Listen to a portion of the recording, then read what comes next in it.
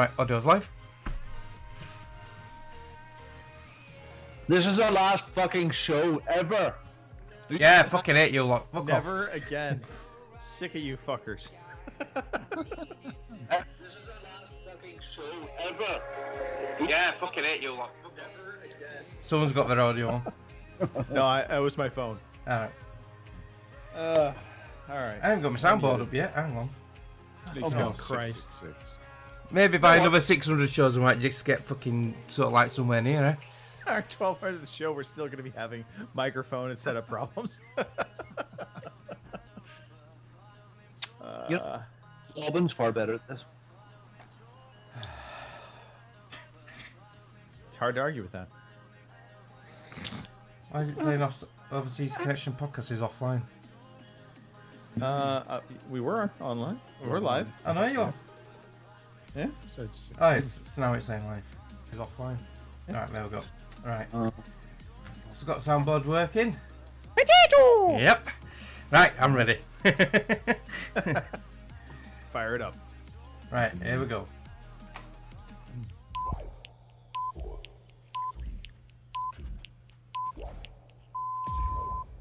Good evening, ladies and gentlemen. Y'all are listening to the Overseas Connection podcast. Shut up and sit down. Here we go! Would you kindly? I think we're just getting started. Medic! I'm a witcher. I think this is more than you can handle. Sits on his ass all day. Let's do this. Podcasts never change. Hey, everybody, it's episode 600. 600 episodes of the Overseas Connection podcast. We are excited to be here. And of course, in true professional podcast style, we are getting to you about 8 minutes late. So you're welcome for that. We just want to keep things, somewhat routine. And this is, I think, par for course. Hey, it's October 11th, 2020. The year that we all wish we could forget.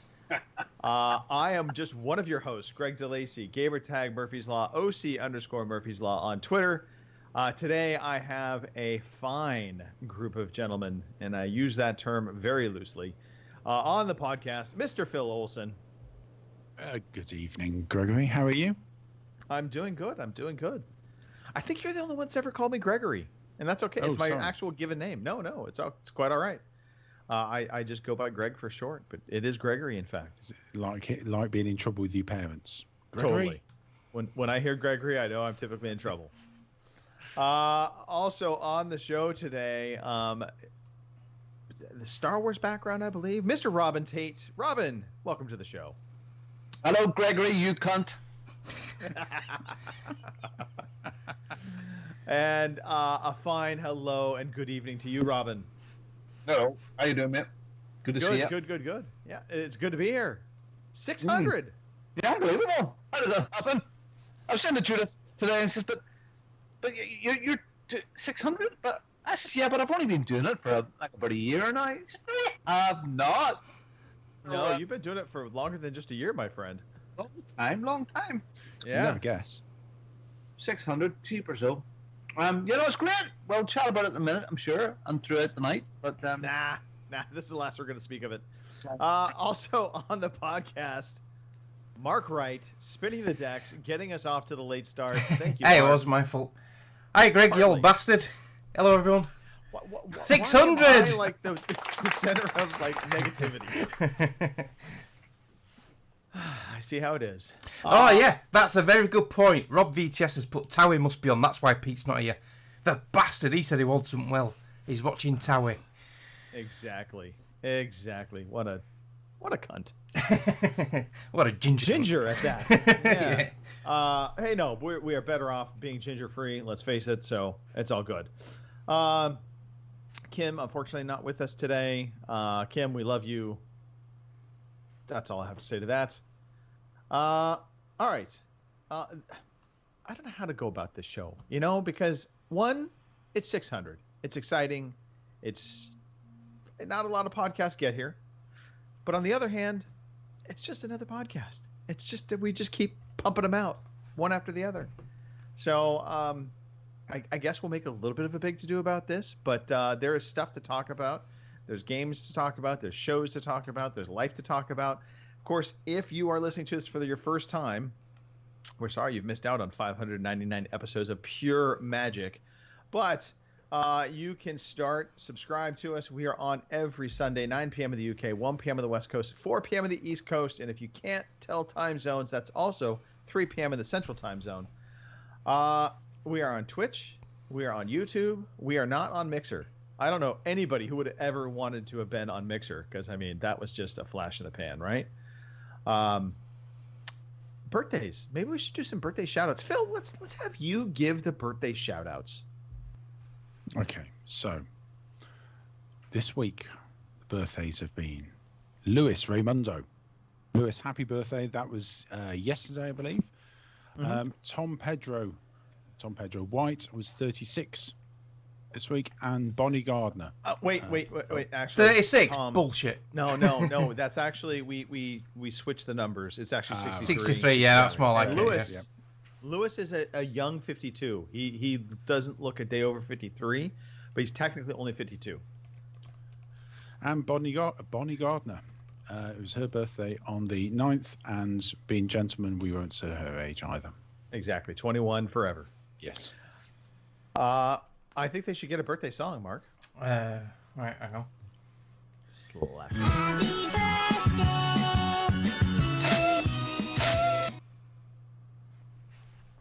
And there you go. Happy birthday, everybody. Short and sweet. It's so cool that after 600 episodes, this is so slick. It's like a well-rusted machine. Completely. Yeah. No criticism. You know what it's like? It's like we have oiled the machine with WD-40. Mm-hmm. And you think WD-40 is a good solution, but it's not. Not for Because sex.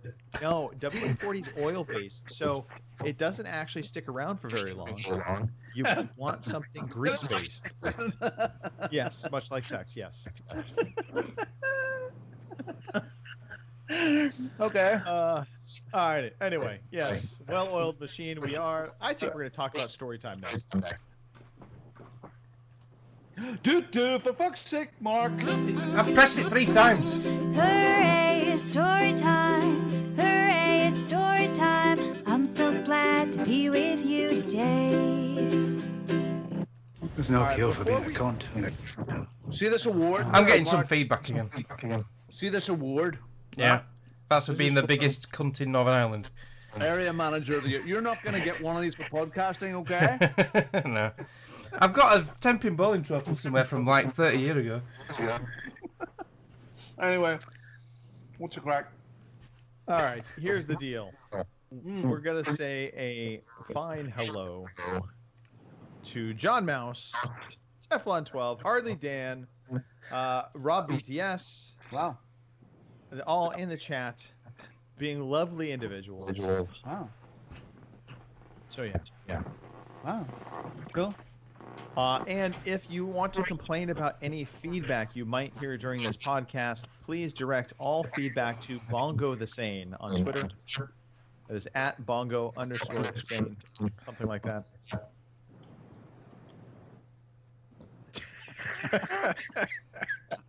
All right, let's get into story time. I'm going to start things off. Okay. So, went out last week, date night. We went and saw a movie. Yeah, am I wrong? This feedback is horrible. It is shocking. Robin, can you mute yourself? Okay, I think that might be better. Yeah, that's it. Yep. All right. So, Robin, only unmute when you need to speak. And I'm guaranteeing we don't need you to speak the entire podcast. That sounds so much better. Anyway, so look, I went out date night with my wife, and we were like, we wanted to go catch a movie. Our movie theaters had opened up. They're doing social distancing within the movie theater, so it's kind of funny. You literally have only a maximum of 8 couples that can be in the theater at one point in time. So it's these massive auditoriums and just 8 people kind of plotted throughout it. And I looked online, looked at reviews, and Tenet was getting a 76 on Rotten Tomatoes as well as user reviews. So I was like, well, okay, why not? So it was a, kind of interesting plot point, seemed like. So went and saw that pile of garbage. Oh my God. Let me just say, do not go see this movie. It is not even worth the rental. It was horrible. It was bad writing. It was the direction was horrible. I mean, the music oftentimes was so loud it actually overshadowed the dialogue of the actors. So it made it even harder to hear. And we walked away from that movie thinking, you know what, we just literally wasted about 2.5 hours of our lives. So, yeah. What's the premise behind it, and what's the story behind it? Good luck on describing that. Yeah. So it's a sci-fi, sci-fi story. In essence, they find a way to manipulate time where, and I have to think about this, it's almost like they can rewind time in real time. All right. So, in other words, if you shot a bullet into a wall, somebody could walk in front of where that bullet was, and then you could, in fact, rewind time, so to speak, and the bullet would come out of the wall and go through that person. Right. That's the best way I can describe it. It's about the only part of it that made sense to me.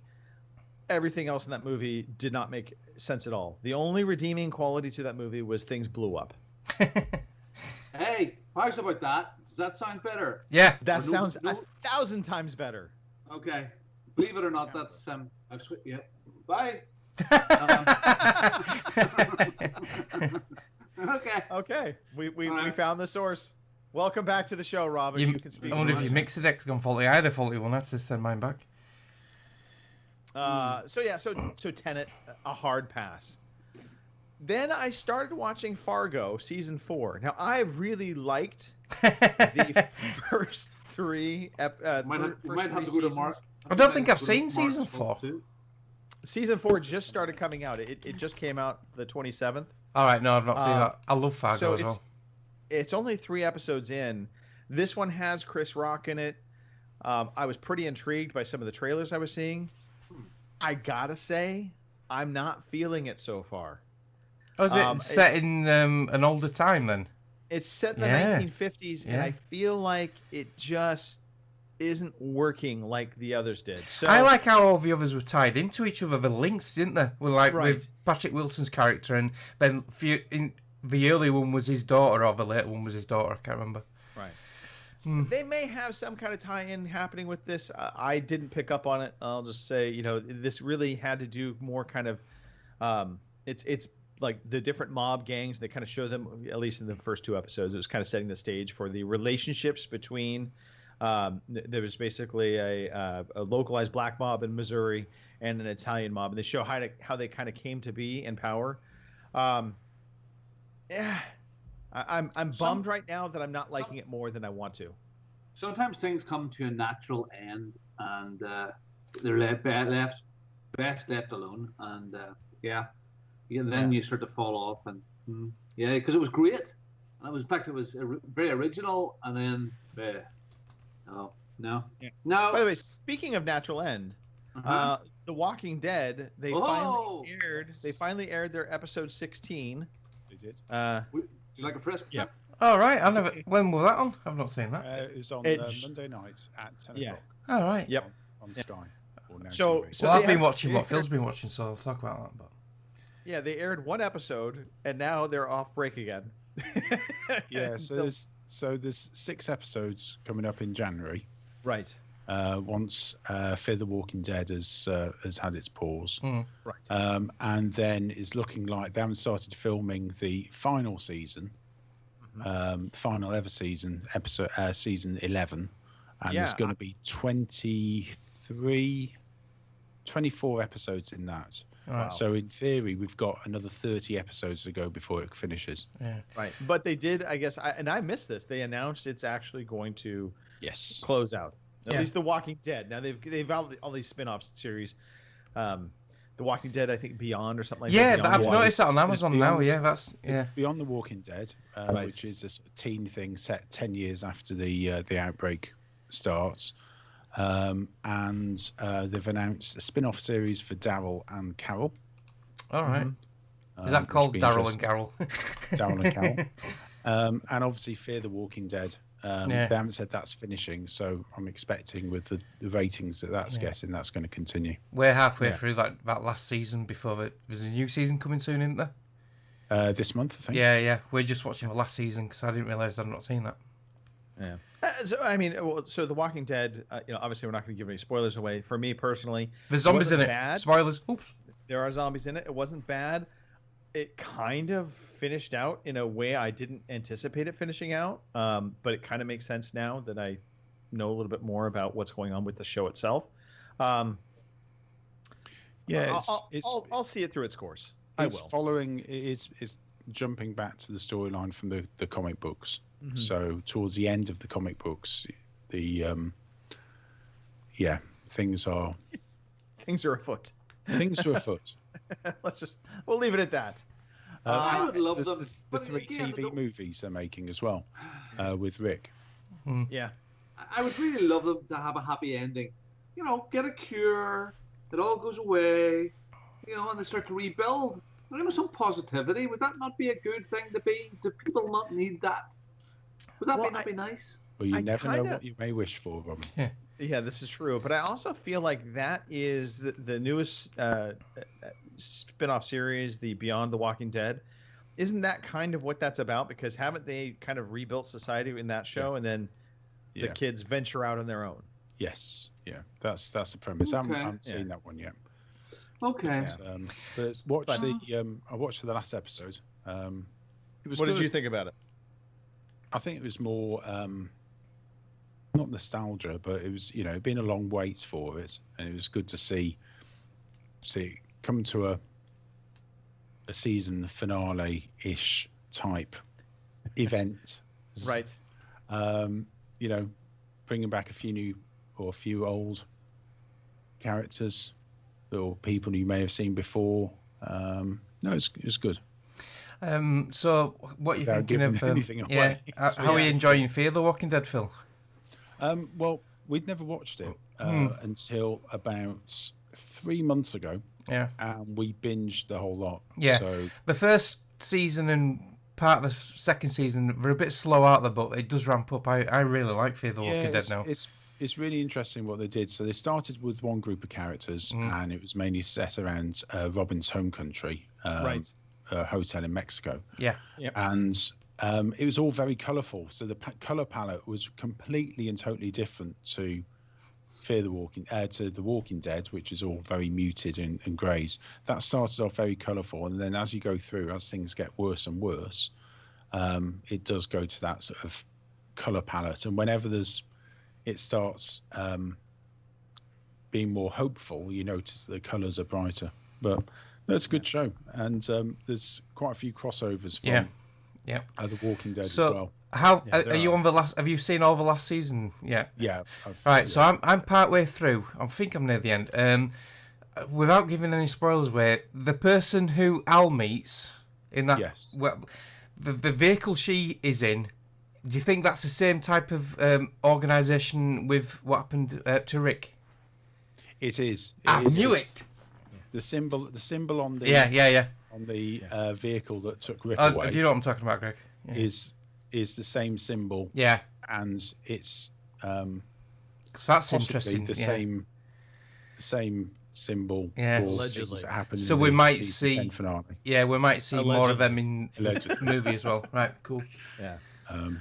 Real quickly, Luis Raimondo is in the chat, so wish him a happy farewell. Happy birthday. Yes, we're sorry. 52 is a rough year, but you look great for 52, Luis. You really do. Also, he really looks like crap. He does. He looks pretty shitty for 52. Yeah. Jason Johnson wanted to know, it's got to be better than Game of Thrones ending. I think pretty much everything we've seen has been better than the Game of Thrones ending, with the exception of Tenet. No, just stop. So I asked Jason, how would you have liked Game of Thrones to end? And he copped out to say he was just being cheeky. He honestly didn't mind it. Now, stop it. What was wrong with Game of Thrones ending? What would you have wanted to happen at the end of it? Really? Well, I mean, the reality is that the ending of the let's pick the guy that we are going to send to prison to then rule over everything, and we'll just let him make all the decisions. That was sucks. No, that was a little bit stupid. That was a little bit silly. Let's just be honest. Kill people. There was a dwarf shagging everything around him. Was that going to happen in real life? Sorry. Dear God, there's a woman walk through a town in the nude going, Jim. Who was Jon Snow should have been not president, but maybe he should have been president as well. He should have been king of the North and everything. Ginger. I think he should have been president of the North. Hey, speaking of things that didn't have a sucky ending, and this is I'm not going to spoil anything, but The Boys season 2. Oh my God, that finale episode! Oh my God, epic, I want to talk about this so much. Yeah. Can I just play one little clip? Can I play that little clip I sent you guys? Mark, don't be a cunt. Remember what I told you. Don't be a cunt. Don't be a cunt. Oh, that was so good. Yeah. Anyway, so look, we will just say this right now. If you have not been watching The Boys, you should be watching The Boys. Season 1 is fantastic. Season 2 takes it to another level.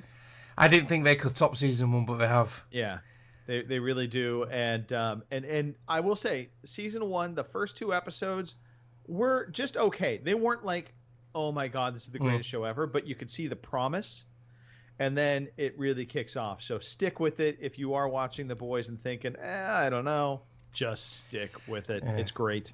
Carl Urban's character, fucking Billy Butcher, Jesus, he's one of the best characters on TV, and even the Homelander character is cool. Homelander, yeah. I mean, I like Frenchie as well. Yeah. Yeah. And Starlight's nice to look at. Great characters. I like what's he called? You call him the loser, the deep guy, the deep. You know the guy. Oh yeah. In here. Yeah. He's just so pathetic. Yeah. And his wife gives really bad blowjobs apparently. Yeah. So it's original, which is cool. Thoroughly enjoying it. I fell asleep halfway through the last episode and watched it again. Finished it off last night. So it's excellent. Looking forward to more of that. Great characters. Yeah. And they're good foils off each other. There's the really bad and the not so bad, but even the not so bad are bad. And the good ones are bad. And what is right, what's wrong? And then Hitler comes along. Fabulous. I'm waiting for Godzilla. At this point. I love something original. Speaking of original, new show just popped up called Brave New World. Yes. Yeah, I saw that. All right. Aldous Huxley. Now, yes, I've watched the first 2 episodes. Okay. And what was that game that showed great promise? It was an indie one. Beautiful People. No.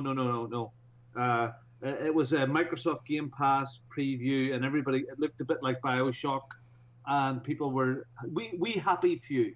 We Happy Few. Okay. Yes. And everyone in We Happy Few was happy, and they took happy pills. Okay, so that's where they got the idea from. So we're in a town, we're in the city called New London. It is several hundred years in the future. We don't quite know yet. This city is idyllic. It's perfect. All the people are beautiful. The main rules are that there is no privacy, no private life, no monogamy. So that's it. Those are the main things. So everything, no privacy whatsoever, and you can't have a relationship. You share your body. Your body is like life at home. No. You have sex with whoever you want to, but you don't. Well, okay. Not like life at home. There's no emotional attachments. That's what it is with the prostitutes with you, Grant. No emotional attachments. Okay. Fair enough. You don't kiss them. Okay. No kissing. Anyway. Never. So they all real quickly. Yeah. Shout out to Kyle. He's in the chat. Hey, Kyle. Hey, Kyle. Yep. All right. Continue on. They take happy pills if they're feeling down. no one commits suicide, no one's depressed, no one's not, they take a pill for everything. And then on the opposite side of that, there are the wild savages, which are the normal human beings at the other side of the world, living in the desert, which is a bit like another game, Borderlands. So they live in a Borderlands town, and they put on a show every day or a couple of times a day, like an amusement park for the people from the beautiful city. And they come to see the savages getting married and in jail and shopping and stuff like this, So that's really interesting. So now some of the nice people are starting to have doubts about their feelings. They want to have feelings, and then there's a bit of a rebellion going. So very, very, very interesting. Lots of sexy time in it. Okay, mass group sexy time, really good. Big budget stuff. Looks really good. I'm not sure if it's good yet, but it's damn interesting. Real sci-fi. Logan's Run sort of sci-fi from the 70s. It has that sort of vibe. Yeah. So it's it's cool. Well worth checking out. All right. I'm down for that. Hey, Robin. Yeah. Robin. Fuck off. Don't do it. No, let's talk about it, Robin. Don't do it. Come on. Oh yes. Robin, you have a new device in your life. You've got the latest iPhone, have you, Robin? Yes. I got an early iPhone 12. Well, all right, let's talk about it. iPhone 12. Let's hear it. I have a Samsung Galaxy Note Ultra 5G, believe it or not. And before 2 years ago, I had a Samsung Series 10. Was that about right? Yeah. And it lasted for about 4 months, and I had to go back to my iPhone. So let's start here where we're going to start. By the way, I would just like to point out that Phil managed, when you talked about sexy time in the show, he freaked out. He knocked his drink over. Are you sure it's his drink what went all over his keyboard? I don't know. Anyway, move on. Definitely drink. Okay, so first impressions for this beast. It is a beautiful piece of equipment. Yep. It's a gorgeous screen. It's gorgeous. It has a little pen in underneath it here. Look, that's gorgeous little pen. And I want one. I haven't worked out what that does yet. The screen is gorgeous. This is in a beautiful sort of goldy, bronzy color. By the way, I heard if you insert it, it'll take your temperature, the pen. I'm going to try that later. Okay. Rectally, though. So there have been improvements in the transfer. I still had the little USB change cable, so I transferred all my stuff over from my iPhone. It seems to be better. It takes a whole day to do that shit. By the time you get like 112 programs, you didn't realize that you used a lot. You know, and then yesterday, mostly all setting up, tons of passwords, and thank God for LastPass. Thank you, Fraser Myers. The process is better than it was before 2 years ago. It's a bit slicker. I'll tell you, give me a week or so when I'm working with it in the field, because I use my phone a lot for marginal analysis and photographs for clients and stuff like that there. The pen might come in useful for adjusting a quick plan and emailing it off. So far, no real complaints apart from just the use of it. I mean, like last night, I was trying to work out how the hell you silenced it between 11 o'clock at night and 7 in the morning, and I just couldn't find that. There's one thing they might be guilty of, is having too many menus. The iPhone just works. Yeah. It just does.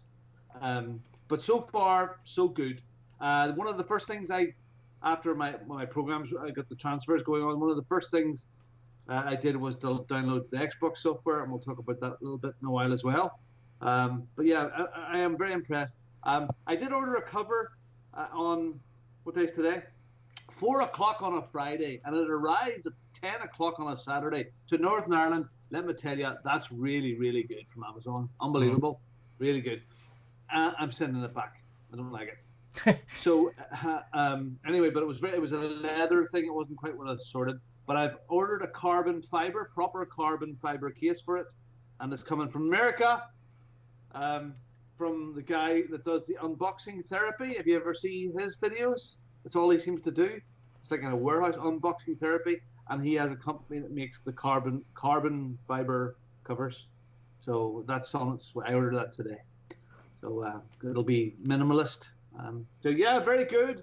It should be. Isn't it? I don't think there's anything above this at the moment. Really, is there? That's the top of the range in the world. No, I think that's one of the latest. Yeah. So yeah, very good. Don't be afraid, iPhone people. Stick it to the man. Stick it to them. Yeah. Well, we'll talk about that in a little bit. We'll see how we get on. Oh, yeah, one last thing. Oh, sorry. Go ahead, One Robin. last thing. Exciting times tomorrow. We're all in on one big share here, Phil, tomorrow.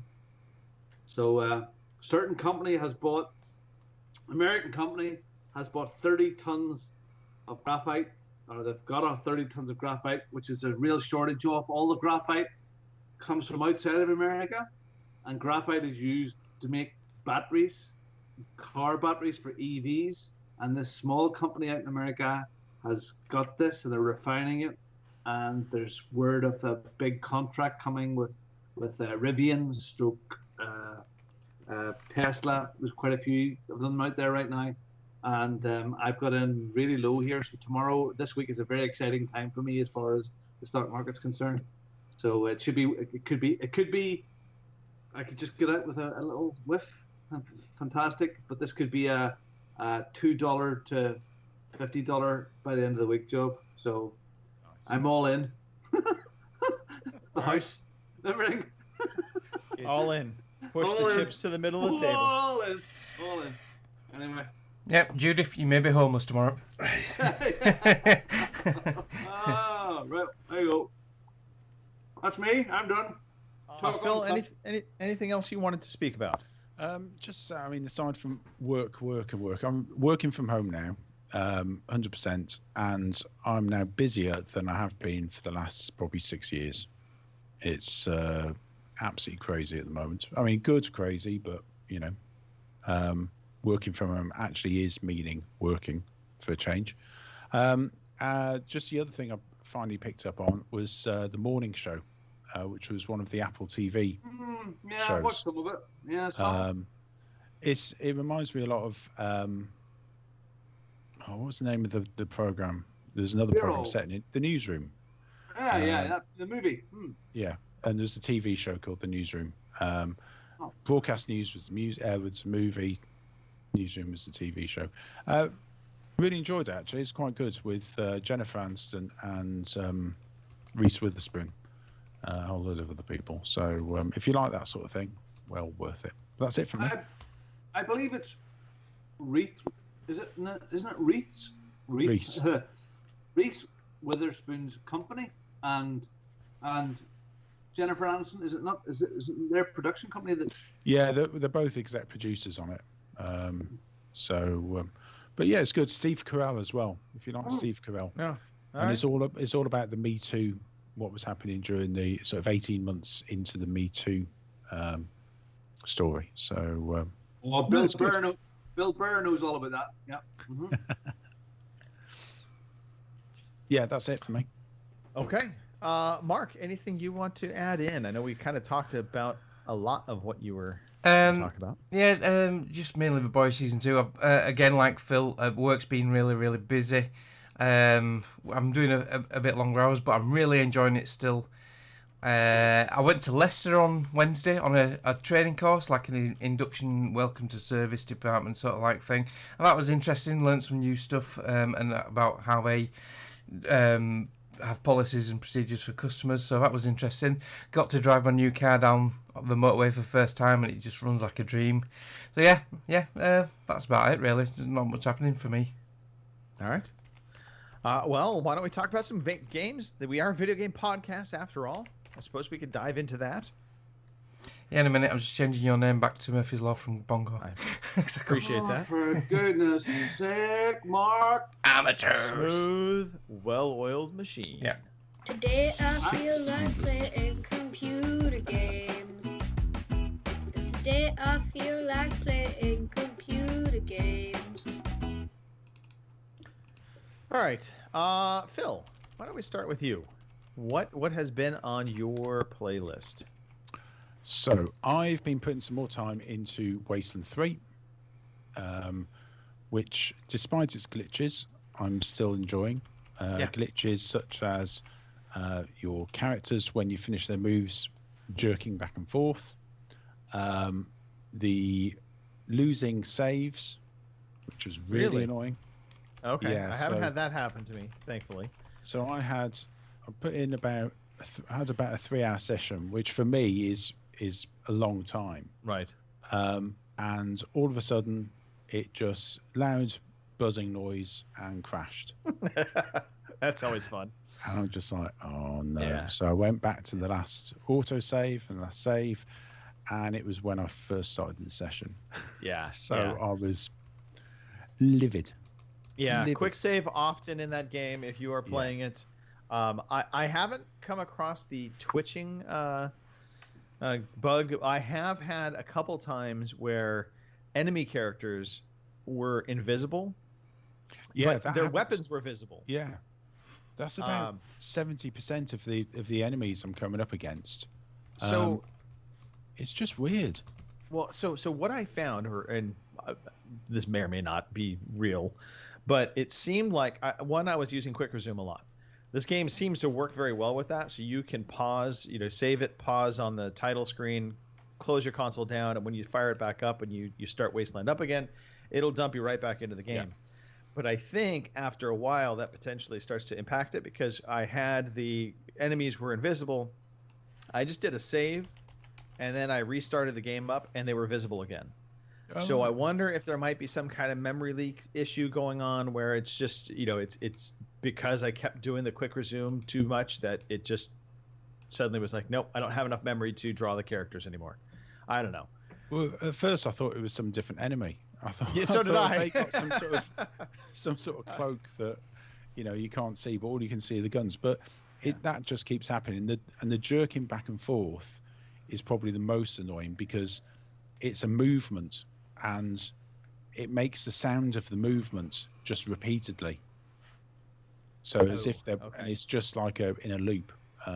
But the game, I'm really enjoying the game. It's challenging. I'm only playing probably in normal, the normal mode, but it's still very challenging.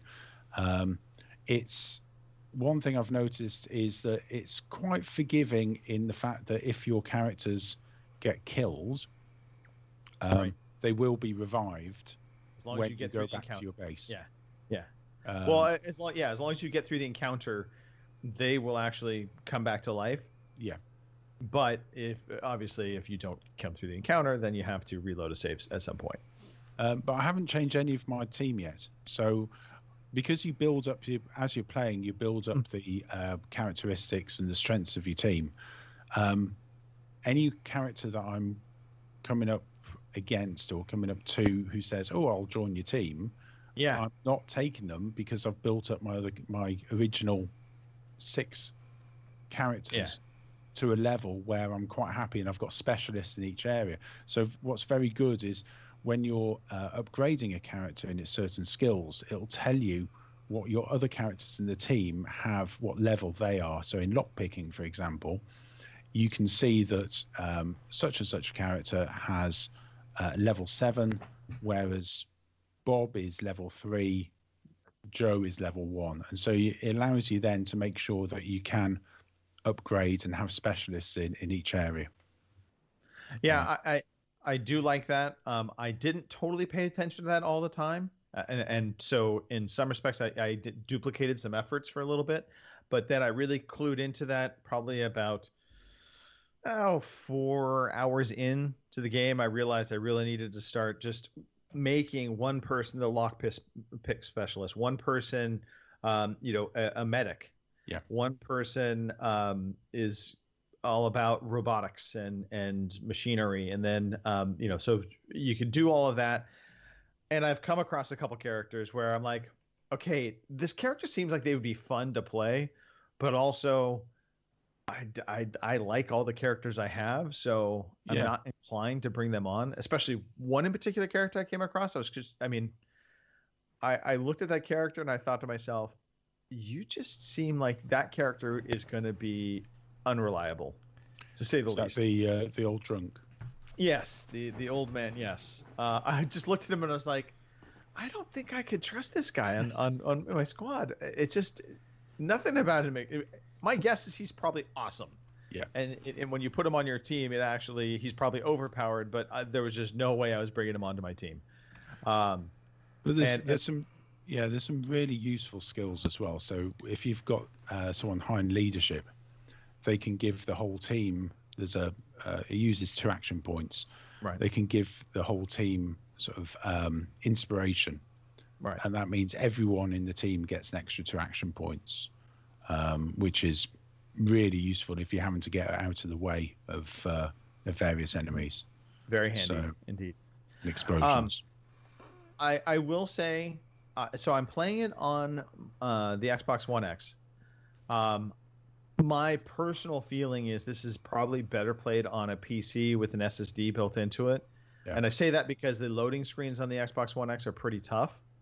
They can be, I mean, they're just annoying. They're not... It's whenever you go to your vehicle or get out of the vehicle, right. Whenever you go through to a new area, and you're not talking enormous, we're not talking minutes, it's probably 20, 30 seconds. I was going to say 30 seconds, yeah. But it does get, Well, and what killed me is there's a location that's underground. So you drive up to it, you get out of your vehicle to go into the area, then you have to go from that area to the underground area as part of a quest line, and you're delivering something, then you have to walk back out of the area to the area, then to your vehicle, and there's 2 loading screens per instance. So it's just that will be immensely helped by faster SSD for sure. Yeah. Outside of that, though, I am absolutely enjoying the game. It's great. Really like it really is. It's got good humor. It's the characters are fairly, feel fairly well developed, and the things that you can do are fantastic, and some of the skills are just great. Really are. I've got a question. So, like in XCOM, you can be right in the face of an enemy and still fucking miss.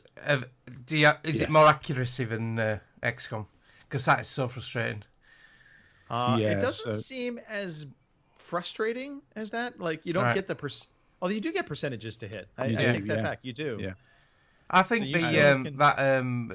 Mutant Zero thing that seems quite good on the accuracy. Yeah, it's fairly good. Obviously, if someone's in cover, the percentage is lower or line of sight. There are certain things that as you build up, if you make a number of successful hits, you will get a I can't remember what it's called. It's some sort of clear shot where you can focus your attack, so you can shoot someone, aim at the head or the arms, and each one of those has different impacts, so different damage. For example, if you're against a robot or a turret gun of some sort, if you aim for the CPU, it can glitch the gun and then it'll attack their own team, which is really useful actually. Yeah. Yes, Robin. I have absolutely no questions about this game whatsoever. Thank you very much. Love it. It is a good turn-based RPG. If you like those kind of games, definitely recommend it. Obviously, if it's not your bag, it's not your bag. But yeah, it is up there for my games this year for sure. Enjoying it a lot. All right, Robin, I'm going to switch over to you. We'll kind of we'll jump around with different people here. So, Robin, let's talk about your gaming this past week. What would you like to start with first, my friend? I just want to talk about the main event. Actually, the main event is Halo. I know as old as that sounds. On Wednesday evening, at last, we got that ginger bollocks to stop tattooing himself and come play a game. Right. And a good game, no less. Yeah. So there was yourself, there was myself, there was the other Chin, Mike, and the ginger one. And we played introduced because Pete hadn't played Reach, and this is where we had said to start. Well, Pete hadn't played any Halo games. No. Yeah. No, unfortunately, the downside of our experience was, I think, because we were connected to an American server, it was floatier than it maybe should have been. So for the first while, I think he was really not enjoying it. But I think after we got maybe around to the third chapter of the game, he was, because it's still old school controls. We're all used to the new generation of games using all fish sticks. Your Call of Duty style controls. It's kind of odd going into Halo, and you're going back nearly 10 years with a control format where all those little tweaks weren't ironed out. And I think we played 5 or 6 chapters. It was really good fun. We had it was great, and it is a good game, and it is the high def version of it now looks absolutely brilliant. And I hope he. Go ahead. Okay. Go on. I'm interested to know what Greg thinks of the graphics then. Yeah, because he went, yeah. Yeah. Yes. Okay, Karen. It's had a nice update. Okay, it looks better. Yes, it still looks a bit dated, but of course. I watched a bit of the stream, and it looked a hell of a lot better than it did originally. Yeah. I mean, okay, it is an older game, so it's not going to compete against the modern day games. That just isn't going to happen. For as old as it is, it looked pretty dang good. But look what's on the screen right now. That looks great. That's all right. Nothing wrong with that. Yeah. And I will just say, I was absolutely being a twat in this game. I kept killing everybody. Yeah, it was fun. We were punching each other in the head because you couldn't kill each other. We were knocking each other over with vehicles, pushing people off cliffs. It was funny because I think I must have seen. I couldn't tell you how many different warnings were coming across for me killing players for being booted. Oh yeah, that's right. A boot or forgive, wasn't that what it is? You had to forgive the person who killed you or boot them. There was quite a few war crimes carried out against the civilian population through friendly soldiers and the poor ostriches. Ostriches! Kill it! Yes. Space ostriches. I can't believe this game came out 10 years ago, man. 10 years. Wow. September 2010 it came out. I mean, when you think about that, 10 years old, it looks great for a 10-year-old game. The controls, I think the controls were the biggest challenge for everybody, including myself. But I ended up switching my control scheme around to something more modern, aiming down sights on the left trigger, which made all the difference in the world. I never really liked the original Halo control scheme to begin with, so once you get used to it. Well, I think Call of Duty, if we're gonna go down that road, Call of Duty really kind of, I think, showed everybody this is what a first-person shooter control scheme should look like. And once people got their hands on Call of Duty, nobody wanted to go back. And for whatever reason, Halo tried to stick it out with their control scheme for the longest time. And then finally, with Halo 5, they brought in aim down sight. Fish sticks. Sticks. Well, I just call it modern. They got into the modern. That was quite good. They didn't call it Call of Duty controls. They called it fish sticks. COD controls. That was quite clever. Yep. No.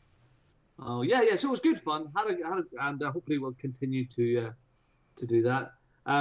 Just finally, touch on, as I said, with the new phone. I touched on the streaming. Yes. Almost immediately with Halo, of course, on the phone, and what a fantastic service that is. And when you put it up, and there it is on your phone, and it's play it on the Xbox, play it on PC, play it on your phone. Brill, will I use it? I don't know. On holiday, maybe. Here's the challenge. My eyesight has got really bad close-up. And even though this is probably one of the biggest phone screens on the market, I think where this really will come on its own is with a tablet. An iPad or Samsung tablet or something like that. Yeah, which you can do. You absolutely can do that. So, but I do tend to agree. I find the phone screen a little bit too small to utilize. I started also Carrion, that one that we talked about. and it just looks too small for me. Yeah. Because it is quite small anyway, small characters. But I'm gonna have good fun experimenting with that this week. Yeah, again, I think as an add-on service, it's great. Mm. If they were saying to me you had to pay extra money to have this, I would be like, no. You spoiled snowflake boy. I am indeed. All right, Mark. Yes. What have you been playing, Mark? Not a lot this week. Moving on, Phil. Twat. Not a lot. The only thing I've played is some more of my GTA role playing. So I've just been doing a bit more of that. That's about it, really. Not more to say, really. Are you a dog catcher now? What's your job? Well, I've got two characters. One is my canine doggy, so I'm still a doggy on the police force. Okay. I've not played him for a while, but my main dude, Ed Gasket, he's the medic, who's now a CCP, critical care paramedic, and a HEMS. I'm now HEMS qualified, so I can fly the Helimed helicopter and do rescues that way. I've now been offered a staff role. I don't know if I told you. So I'm now part of the hospital staff, so I can hire and fire people now. So yeah. Is the staff role because you're a bad helicopter pilot, and so they're like, you want to give him a desk job? No, I got praised. I took the assistant director of the medical service out in my helicopter. We had to do a rescue, and I had to go up to Palito Bay, which is top of the island, and I landed on a small rock, and it was perfect landing, and I got praised. What are you laughing at, Phil? Can I just say, this sounds so impressive. It sounds so like, I took the head of the medical team out on a helicopter ride. I landed on a It's little real rock, life, man. It's and second then life. Then you realize it's GTA, and it's not as nearly Hey, impressive. have you flown helicopters in GTA? It's not easy. It is. It's easier than flying a jet. Yes, it is. But you don't get heli jets. You get helimeds. Yeah. I'm only laughing because you're enjoying it so much. Yeah. And it's I love it. Yeah. Like I said, since the new job. Dog, yeah. Oh, I love being the doggo. Can the dog fly the helicopter? Nope. That would be great. You have to just imagine that. No, you have to properly RP it, so you can't do anything a doggy wouldn't do apart from getting in and out of vehicles. But yeah, you can't do any of the other stuff. And you have to only attack on command from your handler. You can't just use your own initiative. But when you take down bad guys, it is so rewarding. 2 bites and they are down. And Can you, Mark? Yes. Important question. Can you poop on the street? You can. You can pee. You got the pee animation. You got poop animation. You got the hump animation. This actually might be game of the year now. Yeah, but the hump animation we've been told not to use because it's inappropriate, but they still put it in there. Yeah, I've got my Stream Deck set out, so every single button, I've got the 15 key Stream Deck down. Each button's got a different animation. No, I can't lick my own balls yet. I've requested that, Dan, so yeah, thanks for that. But yeah, no, I can't lick my own balls yet. But I can play fetch ball. I can beg. I can swim. Phil's gone now. And when I get my new PC parts from Arma, I think they're coming tomorrow.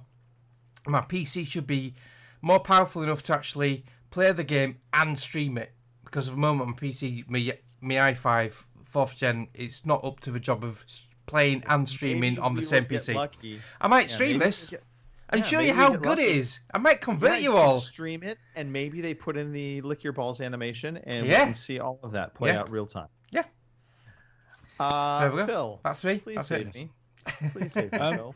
Well, I jumped into there was a 10-hour trial for. I don't know if you talked about this previously, but there was a 10-hour trial for Star Wars Squadrons. Oh, EA Access. I jumped in to have a play of that because that was one of the areas, one of the modes I really enjoyed in Battlefront 2. Right. And also in the old GameCube games. I can't remember what they were called. I'm sure someone in the chat will remind me. But yeah, so I jumped into the single player story. You're, by the way, Rogue Squadron. Rogue Squadron, thank you. And Rogue Squadron 2. Rogue Squadron, Phil. Rogue Squadron. It's really, really good. I'm probably gonna. I was gonna buy this, right? And then I looked at the games that I've got waiting. I've got a group on my Xbox to say games that need to finish. I've started but haven't finished. And I know that in 6 months, this is going to be on EA Play and Game Pass. Yeah. So I stopped playing. I played it for about 3 hours. Didn't use up all the trial. I thought, no, I'm going to leave it and just wait until I get the full game. It's really good. So it's it reminds me a lot of the old X-Wing. Back in the old days, reminds me a lot of those sort of missions, the targeting and the various different missions and fights, dog fights that you have to carry out. It's slightly different to Battlefront 2 in how that plays. I haven't found a third-person mode yet. It's all in cockpit, but. Yeah, very good voice acting. Very good. You know, when the music comes on, that's always a good thing. Yeah, quite forgiving as well. So when do you you, find do around you have, you collide into things, yeah, like I do a lot. Is there set missions for this then? Because it's multiplayer only, isn't it? This is what's putting me off. It's single player. Oh, right, I was told it was multiplayer only. That's what put me off. No, it's single. There's a whole single player campaign. Right, that's all right. Then I'll download this then. And there's multiplayer. So I joined a couple of games of multiplayer, and that felt quite familiar to me as far as Battlefront is concerned, which was only multiplayer for the aerial stuff. But yeah, looks fantastic. You can't. What I was surprised about, I haven't found a way to actually look around the cockpit. So it's a fixed view in the cockpit. Can you go third person, if you will, behind the aircraft? I haven't found that. No. Okay. So it's all in the cockpit and it's all facing forward. Now, I know for the VR version, obviously the whole point is that you can look around, but I haven't found a way to do that yet. So yeah, really, really enjoyed it. And when it comes on EA Play or Game Pass, then I'll be there getting it. Yeah, Lewis says it's coming to Game Pass next month. So really, fingers crossed. Bloody hell. Oh no, sorry. It's put if it's on Game Pass next month. Sorry. Gotcha. Yeah. Well, I mean, EA Play does come to Game Pass next month. Yes. I can't imagine this will go on to EA Play like properly. The trial will be there. It'll be 6 months. So you do get 10 minimum. hours with it, but yeah, it'll be a good little while. The trials definitely worth. I mean, that's the great things with the EA trials. 10 hours is a good amount of time to try something before you decide whether you want to play it or not. And there's achievements as well. So if you get achievements in that 10 hours, you'll get the achievements. Right. Now I stack them up. I was gonna say, I'm pretty sure they probably do what they do with like FIFA and Madden, which is they'll let you play part of the single player, but you can't complete the single player. Yes. So they'll take you up to a certain point, and then it's like you got to buy the game. Yeah. Do you know what? For any Space Heat or Star Wars fan, it's just worth playing just to be able to fly around some of those big ships. Yeah. I have it downloaded, so I just need to dump. Yeah, I just need to jump in. All right, excellent. Let's see. Robin, we covered you. Mark, got you. I suppose really I'm the last Mohican here, and really the only thing to add in is I finally started to play my friend Pedro. Bananas. Yep. So enjoying that. It's good. And it's very good. Was quite surprised how short the levels are, but I really like that. Yes. I was worried it was going to be kind of really Metroidvania, and I was going to have to like backtrack, that kind of thing. Not at all. Totally different. It is short little sections that you complete. Obviously, the degree in how effective you are in getting through them gives you a rating at the end. I pretty much average out at a C pretty much every time, but that's because I don't necessarily care about trying to do the cool specialized shots, that kind of thing. But it is a really fun game. Did you get the achievement for the frying pan accidentally? Yeah, I got accidentally. Yes, yeah. I did get the which is quite cool. Yes, it's like that other puzzle platformer, not a racing game. Trials Fusion. Trials, yeah. The Blood Dragon one. Yes. No, just Trials. All right, yeah. You remember the argument we had with Fraser? Yeah. Yeah. So I mean, very, very much. This is very much in the vein of Trials. You know, you have to try and get through these puzzles in a certain way, but this time you're shooting as well. It's just classy. And the music is great. It's sharp. The music is great. It's very good. It's very techno. Yeah. I feel like I'm at a rave half the time when I'm playing it, but I mean, it's good. It's a really good, solid game, and the great part about it, it's not a big time sink. I mean, the levels are quick. You can jump in, play a couple levels, and you're not going to feel like you need to keep playing more in that session because you're going to miss something, or it doesn't leave you. And this is going to sound like a negative, but it doesn't leave you necessarily wanting more. But it's really easy to play more. I don't know if that makes sense or not, but I don't feel compelled to play this game like, oh my God, it's the greatest game ever. Whatsoever. It's just easy fun. All right. I think that really does it for the games we played. Yeah, let's go. Let's finish. Yeah. Let's go. We're done. All right. We're done. Hey, we've got a quiz. Thanks, folks. Thanks for watching. We've got a quiz. We've got to talk about this. Mark, can we play some quiz music, please? Yeah. Ooh. All right. Hang on a minute. Oh. I've only got the blankety blank one lined up. We've not had a quiz for ages. It's a quiz. It's a quiz. Oh, hang on. It's a big fat fucking All right, quiz. man. Everybody get settled. Get away from the windows. Now look. Good. It's time for the quiz. Yeah, you know what? Oh, too bad. Tough. There you go. That's actually very.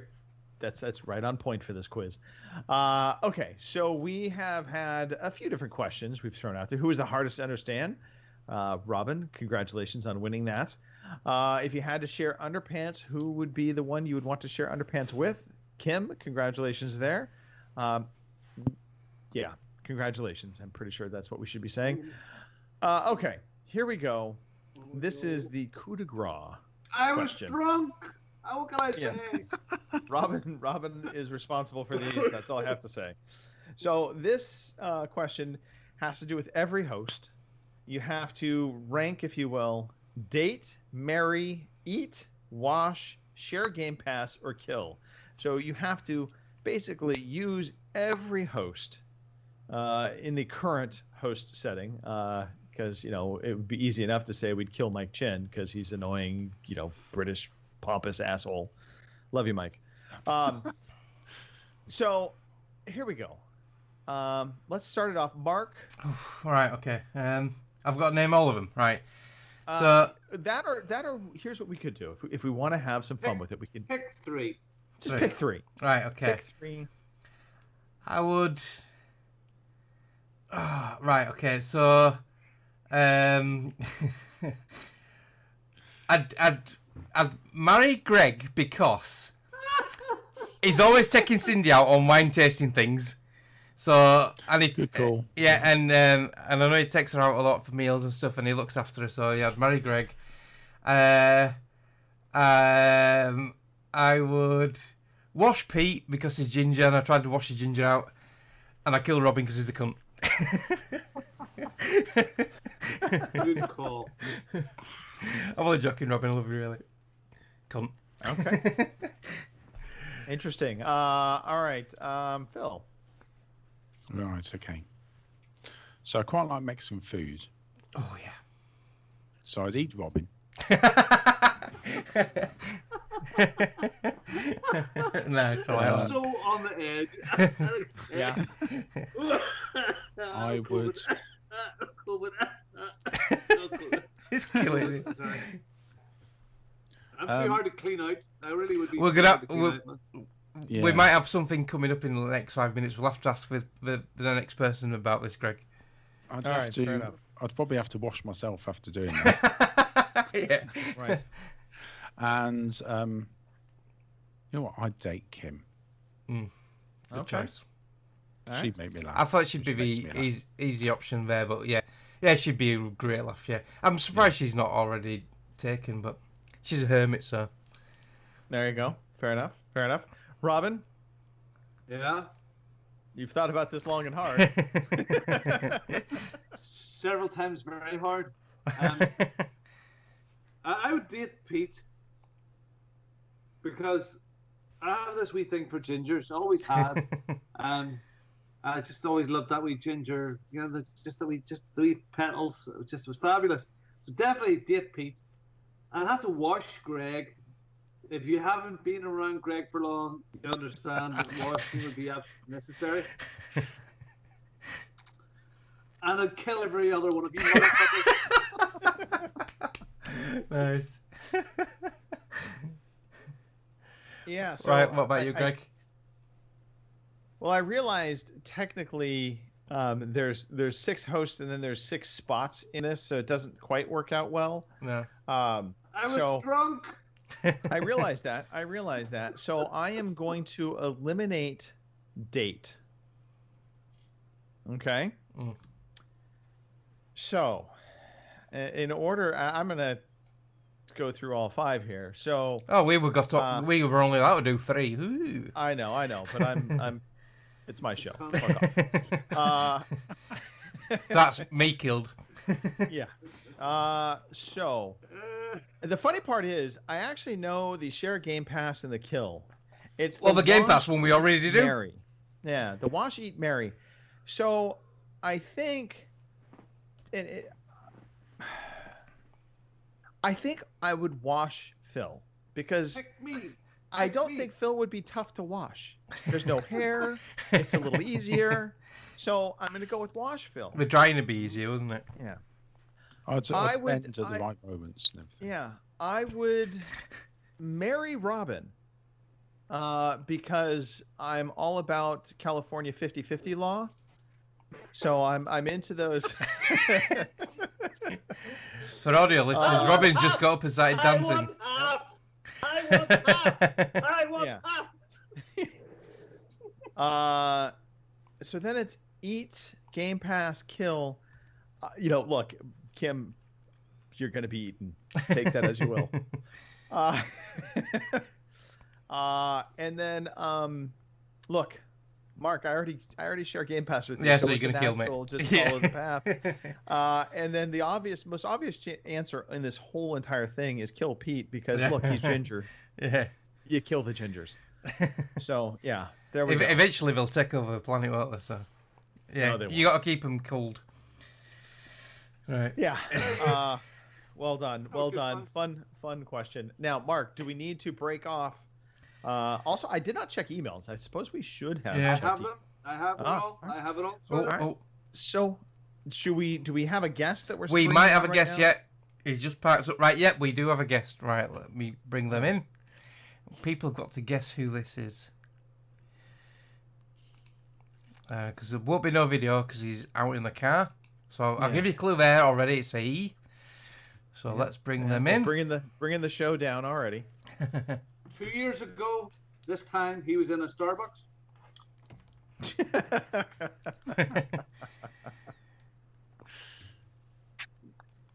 Here we go. 4 or 5 people. 5 of 5 people are now in this call. Oh, we have got video. Woo! Oh, there is video. Well, Yeah. if he had been on, I might have watched him because he also has the easy to watch hair. Yeah. What's going on, Mr. Matthew? Dead technology failing us already. Someone's Fantastic. burned down the This is far 5G from- mast. Starbucks Wi-Fi again. Yep. Show 600, smoothly, well-oiled machine. Christopher Matthew is attempting to join us. Yeah. Nice double sunroof. I do like the double sunroof. Yeah. He has left. He will come back in, I'm assuming. We'll see him shortly. But yeah, surprise guest host, past host from the Ghost from the Past, something like that. In the meantime, Robin, might as well queue up some of those emails while we try to rectify the challenges with the technology. Well, I will. You want to take this first one from Mike Chen? I'm going to see if we'll do audio only. And Phil, if you take the column, and I'll take the third one, and then Mark, you the fourth one. Okay, we're gonna try audio only. Yeah, there we go. Yeah. There we go. All Hey, right, I Chris. wasn't sure how's everybody? Good to see everybody. I can see you. Sorry, you can't see me. Well, we saw the glimpse of you. Yeah. It's like, you know, We the were Ghost of admiring your Christmas double Past. sunroof. That's all you can Yes. really hear. shine off your head. It was good. I just polished my head, but you can't see that. I apologize. We're just saying, Chris, that 2 years ago on show 400, you were in a Starbucks when we were doing the same thing. So not to be contrarian, it was in a Starbucks. It was show 400 2 years ago. Was me in my guest room with the iron bed that everyone was making some off-color jokes about. Rightfully so. Ago was show 200 at the Starbucks. Yes. Wow, no way, really? It's okay. Yeah. Robin's been losing his mind slowly, so this is par for the course. I'm losing my mind that we're on show 600. It's amazing, you guys. Holy shit! They just keep coming. I've tried to kill the show many times. These guys won't let me. Don't let it die. It's a thing now. It's a thing of its own. You can't, Greg. You can't. Well, if you did, we'd just carry on doing it without him. Sod him. Who needs him? Yeah. Don't worry, Greg. If anything happened to you, we'd carry on. I know it'd be like Weekend at Bernie's. I would just be propped up. No, we don't even need that. This is 2020. We just have a photo of you, probably in a tank top, and put it in a green screen. Change the background every now and again. Yes. Yeah, you would see the bushes moving in the background. It would be whole conspiracy theory. It would be really good. Yeah. That's right. That's right. So, Mr. Matthew, you were one of the originals for the show. I like to think of it as Gen 2. Yeah, Gen 2, I think. Yeah. No, you were Gen 1. Let's call it Gen 1. All right. Okay. All right. Anything you can recall? What was a highlight moment from back in the day? So the highlight to me was the game that you and Chin were playing with Skull, Duggar, and I, and you called it OC Idol, and I was like, oh man, this is like a tryout. Like I got to be better than that guy. Then of course we both just hung out on the show because we just refused to leave. Yeah. And that's how it's become such a thing, right? 600 episodes later. So I think I came on in 2008. So yes. we hadn't even done 100 shows yet. No. So it's just amazing to see that it's become this institution that you can back away from, and it just keeps going. So that's great. It is true. I mean, I literally, there's not much I need to do these days. The show does run itself, so to speak. That's been fun to see. It's been fun to see the evolution of the show. Now, granted, back in the day, I had to whip you guys around because, well, let's face it, you guys weren't going to do jack squat to get the show off the ground. Well, we know the truth. My highlight was every time Chris used to interrupt your intro, Greg. Yes. Yeah. I try to keep that alive. I'm glad someone keeps that tradition going. It was it started with my dog with wagging his collar, and I was like, that got a bit of a rise out of Greg, so I'm just going to keep doing that somehow. It's a way to start the show, set the tone, And it did every time. I mean, and I knew it was coming. That was the worst part. There was a couple times I think I screwed myself up because I was anticipating you saying something and you didn't say anything, and I still screwed up. I was in your head. That's what I like. You totally were. Absolutely. To quote Sam Darnold from the New York Jets, I was seeing ghosts. There you go.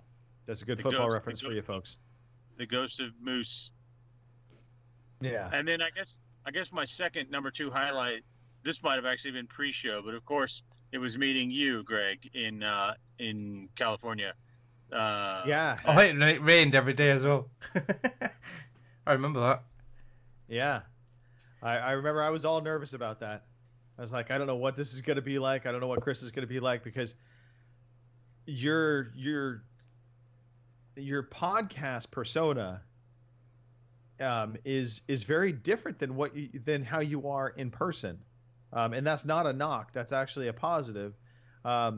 You come across like when I talked to you on the podcast, I was like, man, this guy just can be so serious. Fuck with this guy. Don't fuck with him. I don't think I don't think Chris smiles at all. And when I met you, you were always smiling. So yeah. I just follow you along Facebook and watch all the Lego stuff. Yeah. Cracks me up. Oh man, it's an addiction. And your kids they don't play with it. They create stories from it. The whole characters have a real persona, and it's brilliant. You all have a great time with it. So I love that. I love watching that. It's really good. We do have a lot of fun with that. Yeah, and my oldest, he's a great storyteller. Right, I appreciate that. Yep. It's amazing how your kids have grown so quick. Well, to me, it doesn't seem 2 minutes since you were saying, "Oh, your wife's pregnant," and same with Greg, with Colin. It doesn't seem 2 minutes since Colin was born, and now they're like these grown-up kids, nearly in the teens, not far off anyway. So yeah, it's amazing how time's gone on so quickly. I didn't even have kids when I. No, first you started didn't. off. No. Wasn't even an idea. Yeah. Oops. So cool. Somebody interrupted Greg when he was about to ask a question, but that's just the way we do things. Yeah, it is the way we do things. Chris, I think one of the things I still look back on and so Richard Primrose, who I recently chatted with, probably about 4 months back. I have not been able to stay in contact with him nearly as much as I would love to, but that man was borderline insane, I think, at times. I never forget his headset broke, and so he had duct taped it to his head. Yeah. And then of course the probably the most famous episode of this podcast. The sleeping bag. Yeah, Richard Primrose would go. I didn't realize, I had no clue he was podcasting from his sleeping bag, because back then we were just doing audio. We weren't doing video at all. And so Primrose was in his sleeping bag because it was getting cold at night. And we're like, "You're in your sleeping bag?" And he's like, "Yeah, I'll be fine, man. I'll be fine." And I think within like a half hour, all we hear is snoring. And that was a moment.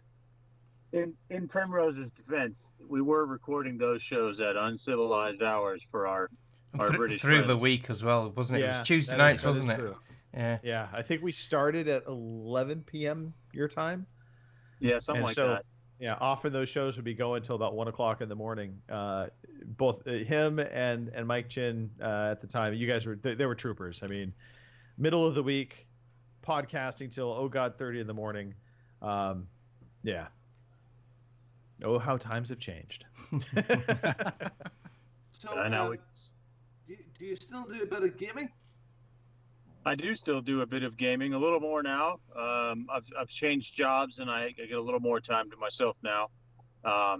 So yeah, and I've get my kids into gaming now, so that's kind of the new thing. They're old enough, hands are large enough to control the controller. When I first started, my youngest, he couldn't grasp the controller in his hands, and so he would set it in his lap and use it like you would like an arcade cabinet, which was kind of funny to watch him do that. Now he can hold it in his hands. We play a lot of Minecraft together.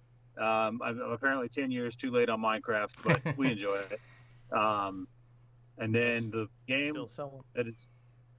Go ahead. Say again. I was just saying, Minecraft's still selling quite well, actually. I think you're still got just a fine. massive following. Yeah. And then the other game that dominates most of my time is it's another old one, No Man's Sky. So Game Pass, right? Game Pass. Yep. I'm totally spoiled. I refuse. Yep. To pay Game full Pass price is killing it now. Yeah. Yeah. Yeah.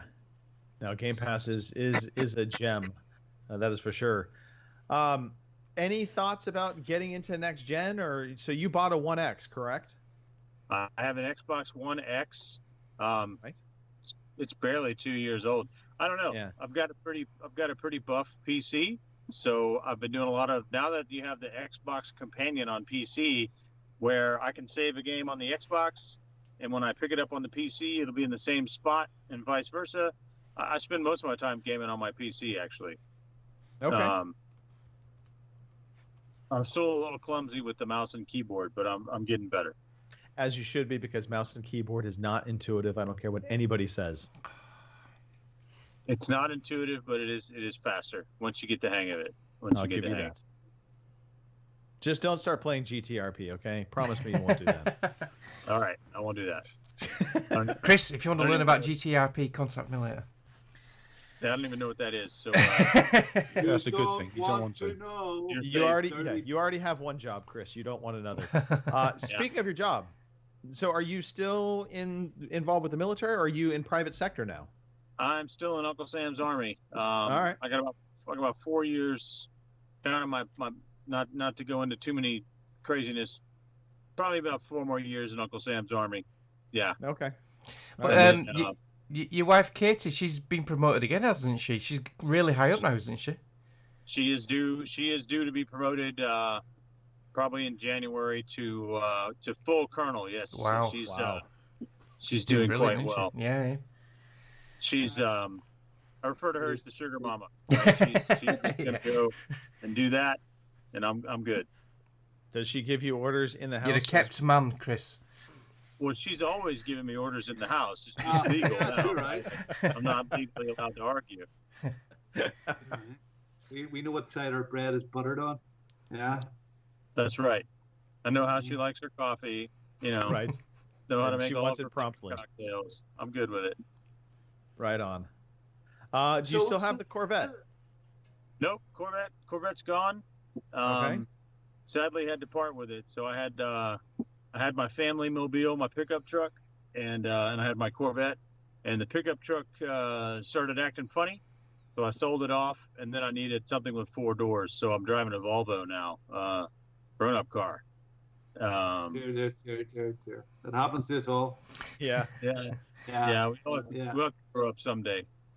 Allegedly, when we get into our 50s or late 50s, as I keep on saying, we buy something sexy again. So, when the kids start to get up a bit, allegedly. Yeah. I got that out of my system early, right? So, there we go. Right on. That's cool. Yeah. Well, look, I have an email here, Chris, from Mike Chin. So he's not here himself. So I might as well read part of this email out, seeing he was part of the founding group as well. So, hi everyone. I very rarely email because I can't write but I listen every week, and it's been a journey seeing how the show has grown. When you started with 4 amazing hosts those years ago, some might say you peaked early. Some might even say that the show has not been the same since I left. Some might even say that the show got better when someone's brother started being on the show. So modest. Some might say that, but I wouldn't. I think the show has grown from strength to strength. Congrats on getting this far. So there you go. That's from Mike Chin. He's a bollocks, he really is. But he's a nice young man. He's grown up straight. He's done well, got himself married, got a job, So the next thing... Little chins. We want some little chins now, don't we? Yeah. Some little chins in the Volvo. Oh, dear. Go. Mike Chin. Yeah. Yeah, we missed meeting up this year, EGX and all that, Well, we need to find a way to get some of the East Coast U.S. boys into a gathering.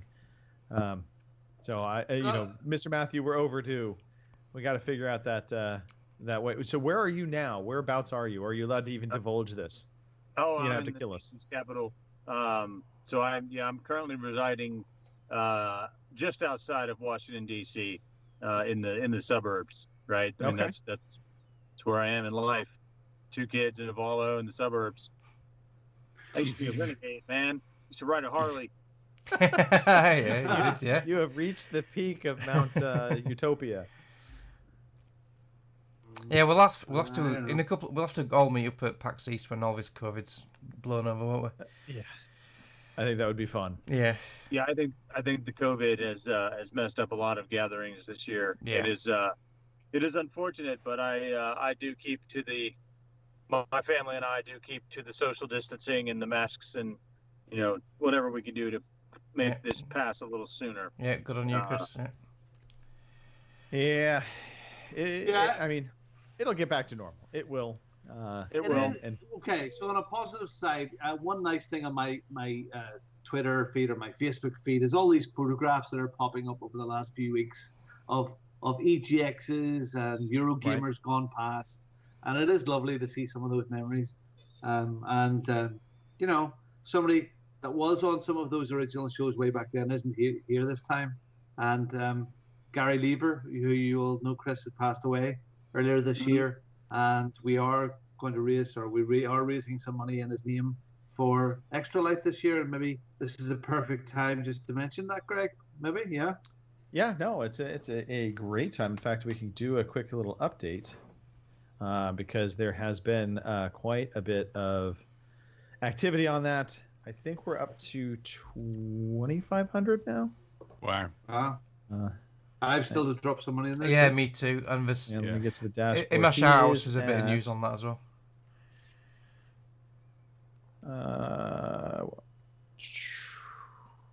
Your page.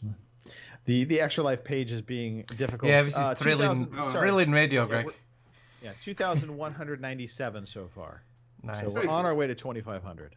That's excellent progress. Yeah, yeah, it is good nice to see. And it's nice to keep on another reason to keep talking about that little bollocks Gary, because he was a great lad. Yeah. Yeah. Oh. Yeah. So there you go. There you are. It's one of those Mr. things. Matthew, the plan here is maybe get you back on for show 700, 800, 900, something like that. Yeah. I mean, it seems to be it's now become a biannual. Is that biannual, biennial? I get confused. But yes, it's part of my tradition now, right? Every 2 years. Yeah. I mean, we can make it more often if you want. You just seem to only commit your agent, at least, Katie. She says that you're only allowed to come on every 2 years or so. I do have to check in with the boss, you know. You make sure my schedule permits. I'm actually coming to you from her car.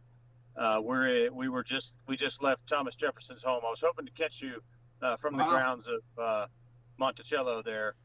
Very nice house if you ever have a chance to take the visit. Wow. Shivers. Yes. I would love to join. I would love to join 700, 800, 1,000, maybe somewhere in between. It'd be awesome. From the nursing home. From the nursing home. He drops the kids off at college. That's right. That's right. As soon as I get all the kids off to college, and then my time is my own again.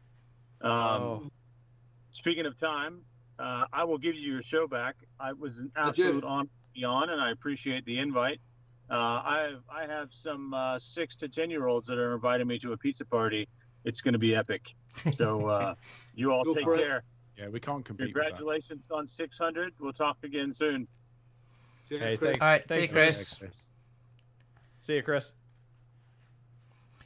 Wow, that brought some memories back to it. Shit. What a guy! What a guy! Yeah. What a voice. He's a good guy. I still remember. So funny things about being the leader of this show and thinking about people to bring into the show. Because you did everything back then, didn't you? Well, yeah. Back then, yeah. It was like herding cats, and it was all on me. Otherwise, and that wasn't anything against them. I never asked them to do more, to be honest. But they did not volunteer to do more, to be honest. And so that is actually a big difference between now and then. To be perfectly frank, this show runs itself. I mean, literally, I could drop off the face of the earth. You guys would still be podcasting without me just fine. Although, see, Greg, hold on, Greg, hold on. See, we think that you should still do everything. I know you do think that. This is I'm trying to do my retirement here, Robin, and you guys never let me. Yeah, no, the only thing that would prevent the show from completely running itself is about once a year you'd be like, how the heck do we renew our subscription to Podbean? That would be what would stop you. Yeah. And then you'd be calling me saying, hey, Greg, we have a problem. Anyway, Greg, it's okay. I've got a couple of Podbean accounts, so I know how to do it. Phil would see, it's all happening. But no, so getting back to the whole host thing. So one of the funniest things, and I freely admit I overthink it sometimes, and that is when talking about bringing somebody into the show, somebody new. I'm always very cautious about personalities. My fear is, that I might think a person might be good, or I might think they might not be good, but I could be wrong. And I remember Mark and Robin, Chris Matthew also, Aaron, thinking back, and Phil. Actually, my fears were, well, they seem kind of quiet, soft-spoken people. I don't know I'm going to be able to get them to talk. And that's always a big fear. It's like, for a podcast to be truly successful, it has to be kind of dynamic, back and forth, good conversation. And so when it's dominated by one person, like I'm doing now, that tends to get boring after a while. So you want to have people that will talk and interact. Yeah. And so when you guys were first on, very first couple episodes, you were quiet. I'm not going to lie. It was like, but you were nervous. Yeah. Well, me and Robin joined around 240, 250, I think, which is going back over 10 years. And unlike Robin, I'm an introvert. I've always been a quiet person. I'm not outgoing like Robin. And this podcast, you are. Just let me finish, right?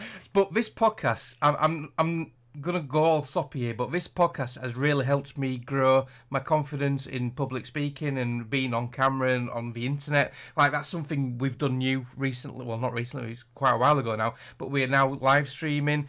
And one of our ex-hosts bowed out because of that. He didn't want to be live on camera. Shiny, bless his soul. He was a great host, but didn't want to do the live camera bit. But we did it. We braved through it, and now it's part of a norm. It's really, really helped me grow as a person, and I really appreciate the opportunity, and I love being here.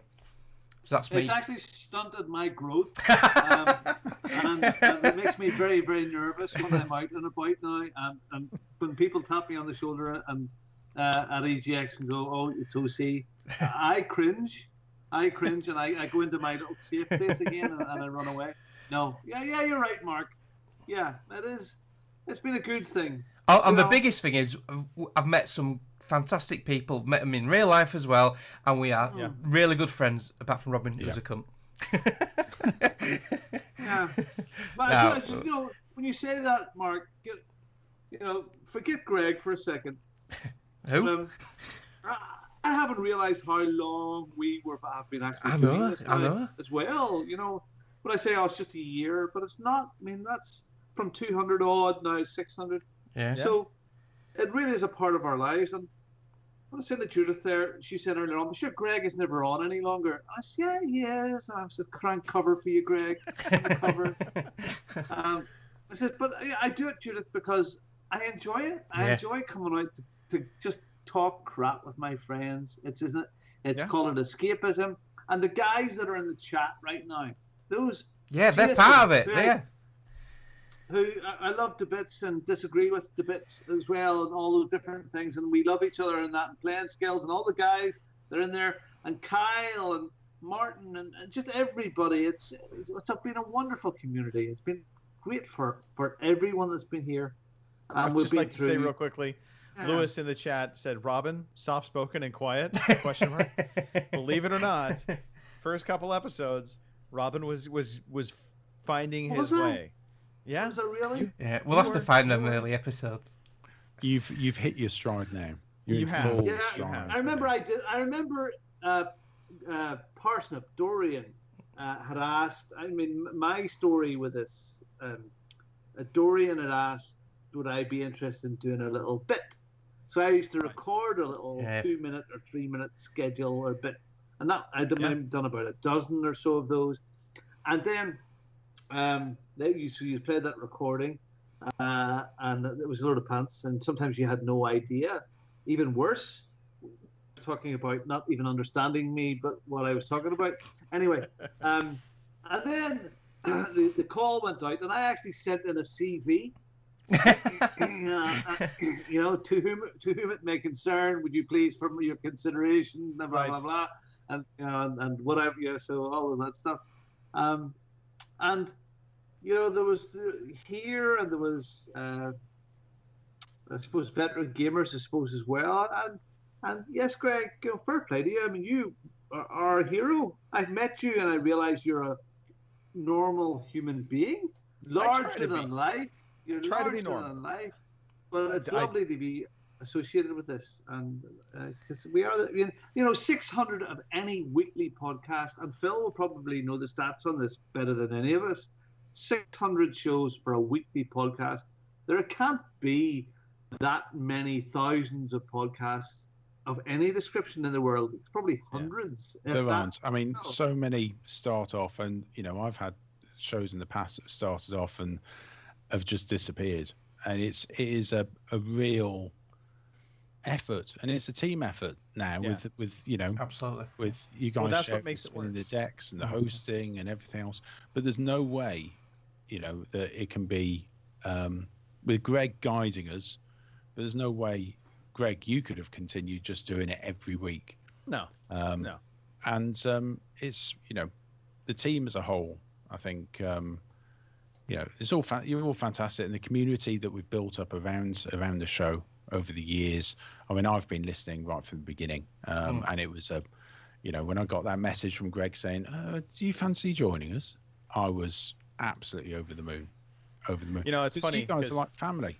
Yeah, you really are. Phil, the one person I was not nervous about bringing onto the show was you.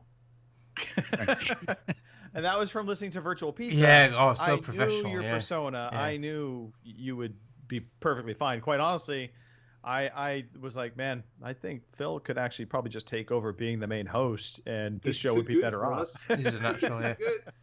The show itself could be all-consuming, and we have this brilliant thing here. And if you really wanted to push it, you could probably bring it and make it much bigger. But it is homebrew, and we like homebrew, and we all have lives, and we're busy with families, work, and everything else. So it is what it is, to quote a very clever man, and we are where we are. But I think that's the way we like it for now, yeah. Cool. Anyway, that bollocks Mike Chin. Mike Chin, he went on to say, he was talking about games. He said he's playing Assassin's Creed Odyssey, and he thinks he's at breaking point. Doesn't take much. He is just a bit weak. I put on around 50 hours into the game, and I hate it, but I have to finish it. Yeah. I wanna. He's written wanna. I wanna make a vow that after this game is done, I'm done with finishing games. I'm too old. You little whippersnapper. You're a friggin' minnow. I'm too old to be playing games that I don't enjoy because I have a compulsion. That's a big word for Mike Chin. Compulsion to finish it. So, question. What bad habits do you have, gaming or otherwise, that you find hard to break? Cheers, Chinny, the non-legit Chinny. So, Greg DeLacy, do you have any bad habits? I find it hard to believe. You're a god. Gaming or otherwise. Hero and legend. Cindy! Yeah. No, Cindy she definitely would say that the worst habit I have that I cannot seem to break is snoring. Well, we're on about gaming habits here, not real habits, are we? Yeah. No, I don't want to get too personal, do we? I think the worst gaming habit I have is I tend to, unlike Mike Chin, I have no problem jumping around for different games. I actually like experiencing some newer games. I don't have a need to always complete games. And so I don't tend to complete a lot of games. I'm not one of those people that I have to play it to completion. I will from time to time, but more often than not, I jump in and out of games frequently. And so, I envision I'll probably finish Wasteland 3, but like Rogue Squadron, I don't know. There's just not a whole lot of games I tend to be like, I've got to finish this. Like my friend Pedro, I know it's short, but I bet I don't finish that game. Yeah, that would I say is my one bad gaming habit, is that maybe I don't stick it out for the whole game. No, you don't. You're very bad at that. Actually, as the Lord the Lord, the God, the Almighty One, the Savior, your Messiah of victory achieved. I very, very rarely call out your name. I know. That's the funniest part about that. Maybe that is really the true irony of it, is that the achievement sound that we give for victory achieved is by a person that rarely actually achieves victory. The whole of the year of living dangerously was to help you, Greg. It was all about you. Yeah. And that was the exact opposite, though, because let's face it, you were talking about going back and playing games that we already had. That's something I just won't do. I very rarely go back to a game. Like I keep talking about, I really want to go back and play Fallout 4. And because the little grasp I had playing Fallout 76, I was like, okay, I dig Fallout. I love the vibe of the game. I should go back and play Fallout 4 because I hate the online aspect of Fallout 76. And I have yet to do it. You never will. Yeah, I know. Yeah, I never will. What about you, Phil? Mark, yeah. Or no, let's go, Phil. Sorry, Phil. So you're the host. Fucking hell, shut up, Rob. I think my biggest biggest habit is not necessarily with video games, although I find it with video games as well. When I get into something, I go balls deep. So I will buy everything. I'll get everything, download everything. So when I first got into D&D, that was it. I had to have everything to do with it. When it was with various tabletop games, it's like, no, I need everything. Just buy everything. And I found it this week with Elder Scrolls Online, playing that. Starting that, I'm thinking, oh yeah, right, go straight for the monthly plus and get all the crowns and everything else. And I just have to really hold myself back because cash isn't as flowing as it used to be. But right. I quite easily will jump both feet first into something, and then after a month find another shiny thing and go, ooh, I'll have that instead. Ooh, I'll have that instead. Interestingly, so far, if we go back up to that question of the marry, date, kill, Game Pass share, right now, I'm the date person because I barely, I dabble in games here and there, so I kind of date the games. Phil, you clearly marry into the games. You go, as you said, balls deep. This, yeah, right, yeah. Elizabeth Taylor, with her many husbands. Yeah. Mark, what about you? Well, mine's probably a mixture of all of yours and Mike's. I like to finish games, but I tend to start a lot of games and then something new and shiny comes along and go, ooh, that's nice. And then I'll start playing something else and I'll get stuck into that. But like Phil, I get certain games I get obsessed with, GTA RP, Elite Dangerous and stuff like that. And I go, like Ghost Recon Breakpoint, I go all in and I get obsessed with that game. And a bit like Phil, I'll go nuts and like when I first got the PlayStation 4 back in 2014, there weren't that many games for it, and I bought Skylanders, and I had to have all the characters. It was a Swap Force one. I had to get all the characters, collect all the different ones, and yeah. So it's a combination of all of them, really. So I've got plenty of bad habits gaming wise. Tell us about that. I don't remember you ever telling us you bought Skylanders. I think I remember hearing him say he bought the game. I don't remember him saying he went crazy. I've got a box full of them. I've got loads. I've got loads of them.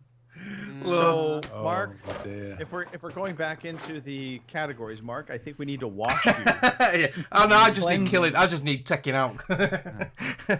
And then Robin, I know one of your bad habits already. Okay, which is deflection of your technology issues. It's not me. It's not me. Hey, I've been trying. Look, I've spent a fortune over the last while trying to identify what the problem is. I think that's what I feel worse about is that you really do try and rectify all the issues. You are committed to that. Yeah. But it has been kind of funny. Is the Hammond of Jurassic Park of a gaming world, isn't it?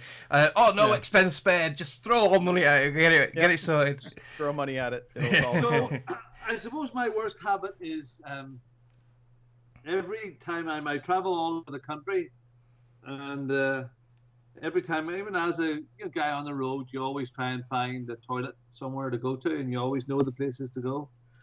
And I suppose my worst habit, it's quite selfish actually, but it was brought on by the COVID Wu flu from China, because that's where it's from. China. Is that every public toilet that I go into now, I steal all of the toilet roll. Every one, every time. But apart from that, I'm absolutely perfect. Yes. Now anyway, we know. And you occasionally steal McDonald's Wi-Fi to podcast as well. Yeah. If you happen to find yourself in Northern Ireland in a stall with no toilet paper, yeah, just know Robin was there. I was there. It was me. Yeah. So I mean, for me, again, we talk about this every couple of hundred episodes, but funny ones for me, my memories.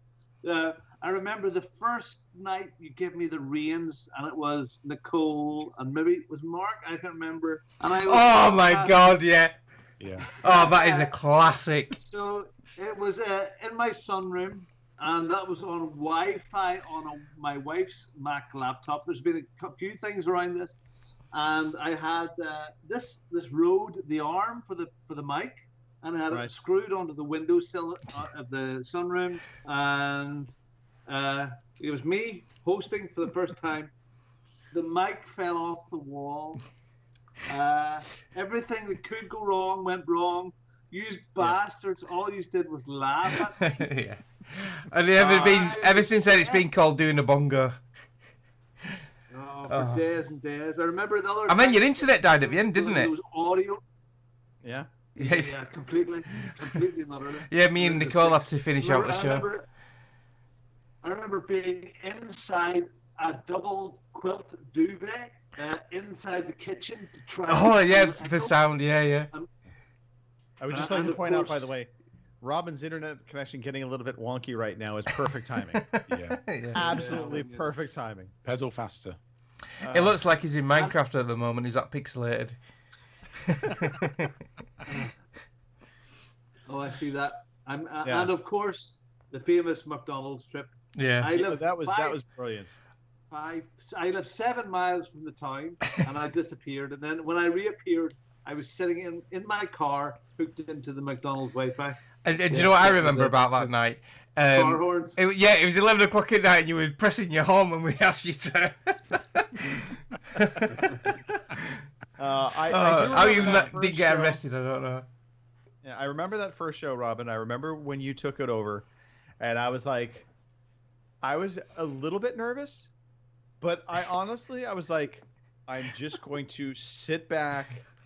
It'll be fine. And then you guys were like making comments about what a train wreck it was, and I thought for sure you guys were just messing with me, because that was, that would be typical. Oh my God, it was a disaster, blah blah blah. And then I listened to the show. And then in WhatsApp, all Greg put was fired. Well, I felt so bad. I spoke to Greg. Oh yeah, you took it really personally, didn't you? We were just hilarious. We thought it was hilarious, but you took it really personally, didn't you? You did take it to heart, and God bless you for doing that. I wanted it to be right. It was perfect.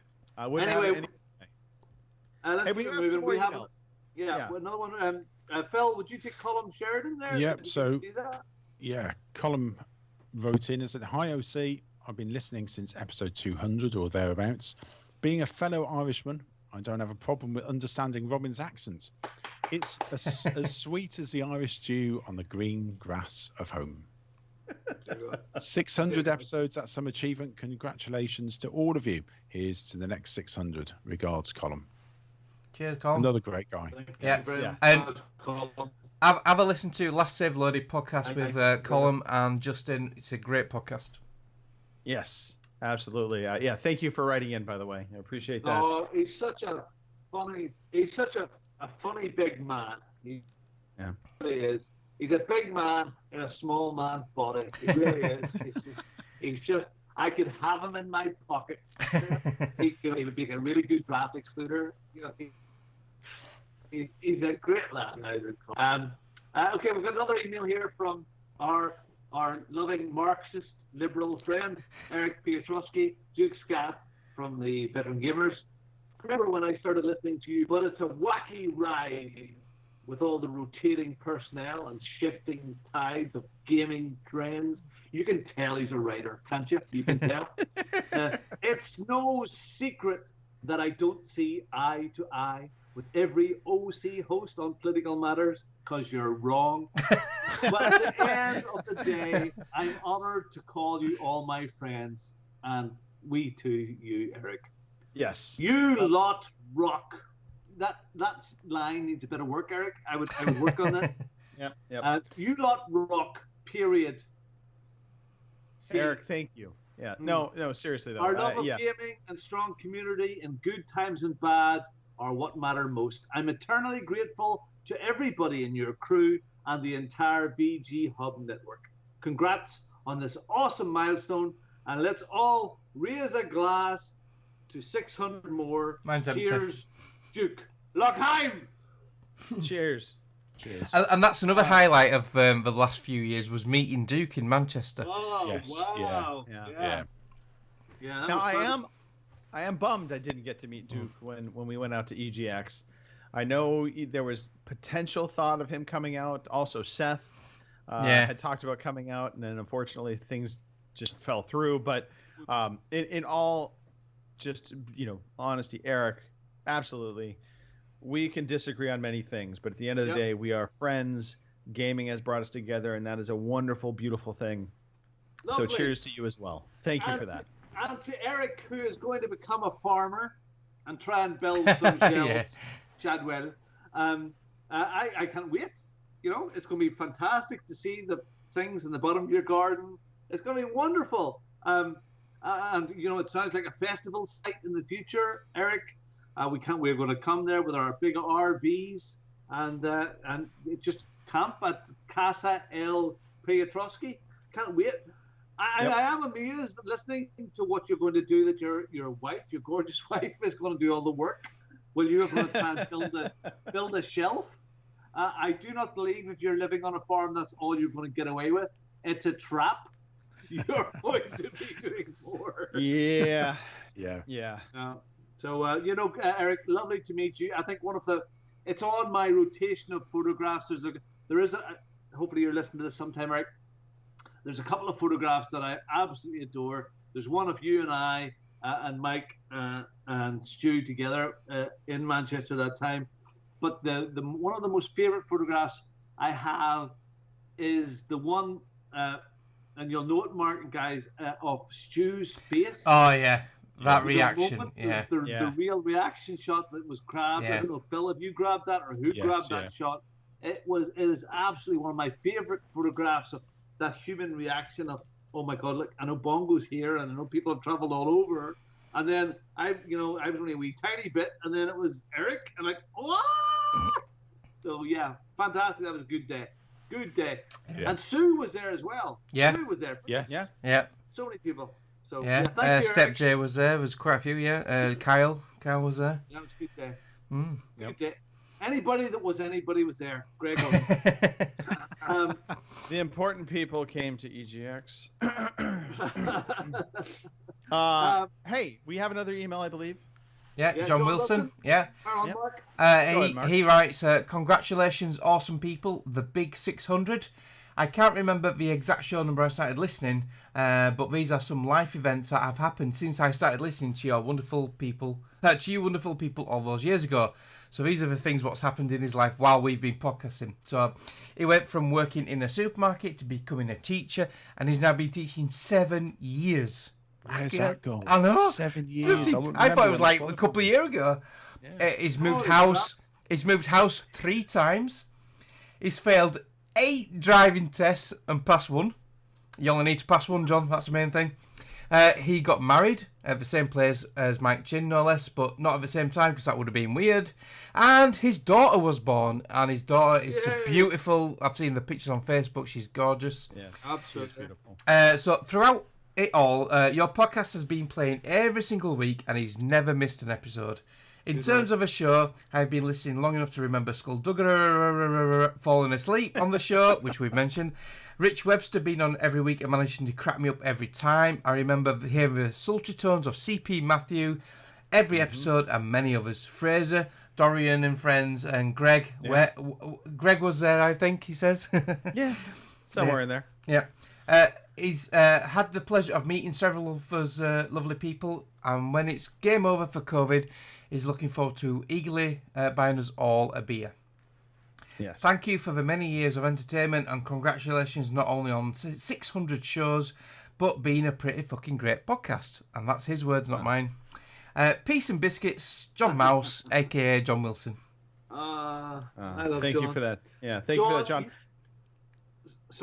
You remember, John, you have, when you get your life in gear and you manage to organize it like we do, like we're so busy, and manage the podcast, you have an open invitation, an open seat to come on here. Earlier this year, we did try drag him in, didn't we? But he kept being that little bit too busy, and then COVID hit and everything. So, yeah.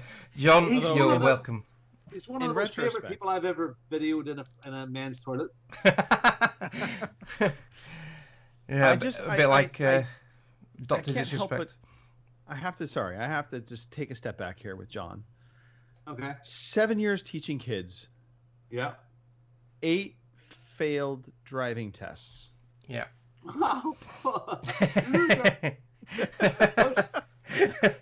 I'm slowly starting to get a little bit of fear for the children in his care. I'm just saying. Well, John, I'm just in fear for everyone who drives around the Birmingham area, because if it's taking him 8 goes to passing, I won't want to be driving in and say, yeah, I don't want to be in the same area. Okay, so fun little random thing. Roundabouts in the U.S. are not very common. Yeah. But I have grown, like I have an affinity for them now. I get the brilliance of a roundabout. It keeps things moving. For whatever dumb reason, we wanted to be different, so we did the 4-way stops pretty much everywhere. We thought that was a better solution. It's not. 4-way what? 4-way stops? What? 4-way stops. Yes. They're like unmarked crossings. What we have, the leaf or that. Yeah, they're not a good solution if you ask me. But the funny thing is, in the U.S., nobody knows how to deal with a roundabout. It is the funniest thing. They still stop. It's like, you don't have to stop. Just merge right in. It's okay. It's like European vacation. Yeah, I was just going to say exactly that, Phil. 100%. But we're going round Buckingham Palace roundabout in a minute, and we just go, and then like nightfall, we're still going round and round like roundabout. It's amazing how factual that was. Yeah. Anyway, no, thank you for that, John. Truly do appreciate that, and I know the kids are being taught something well because you're likely not teaching them driver's ed. When you talk about American driving, when you come up to a junction and the light is red, you can still go. Yeah. Yous are nuts. Right, aren't you? Yous are nutballs. The light's red. I mean, stop. Every man from the UK can't go through that without having a panic attack. But you guys, no. Well, you can turn right on a red. Yeah. You don't even know what a roundabout is. No, I know. Trust me, we've just covered that, Joe Biden. All right, let's move. Do we have any more emails, or are we going to jump into some news? No, we've got one more, and he's just appeared in the chat as well. We've got the love here. Well, we need to discuss this email in length because my favorite Canadian to hate is in the chat as well. Yeah. Fraser Moores, I love you to bits. To this day, I honestly just tickled that I was able to meet his parents. It was like a highlight moment of being out in the UK. Very much unplanned. Who would have thought I would have met a Canadian citizen's parents in the UK? But that's what happened. Anyway, all right. Where's this email? Let's get that going. You got it going? Go. Do it. Who's doing it? Says, congrats on 600 episodes to you all and to all those in the past who have helped make it happen. But yes, special shout out to Greg for being the man. Fraser. P.S. 0 out of 10 could not understand Robin.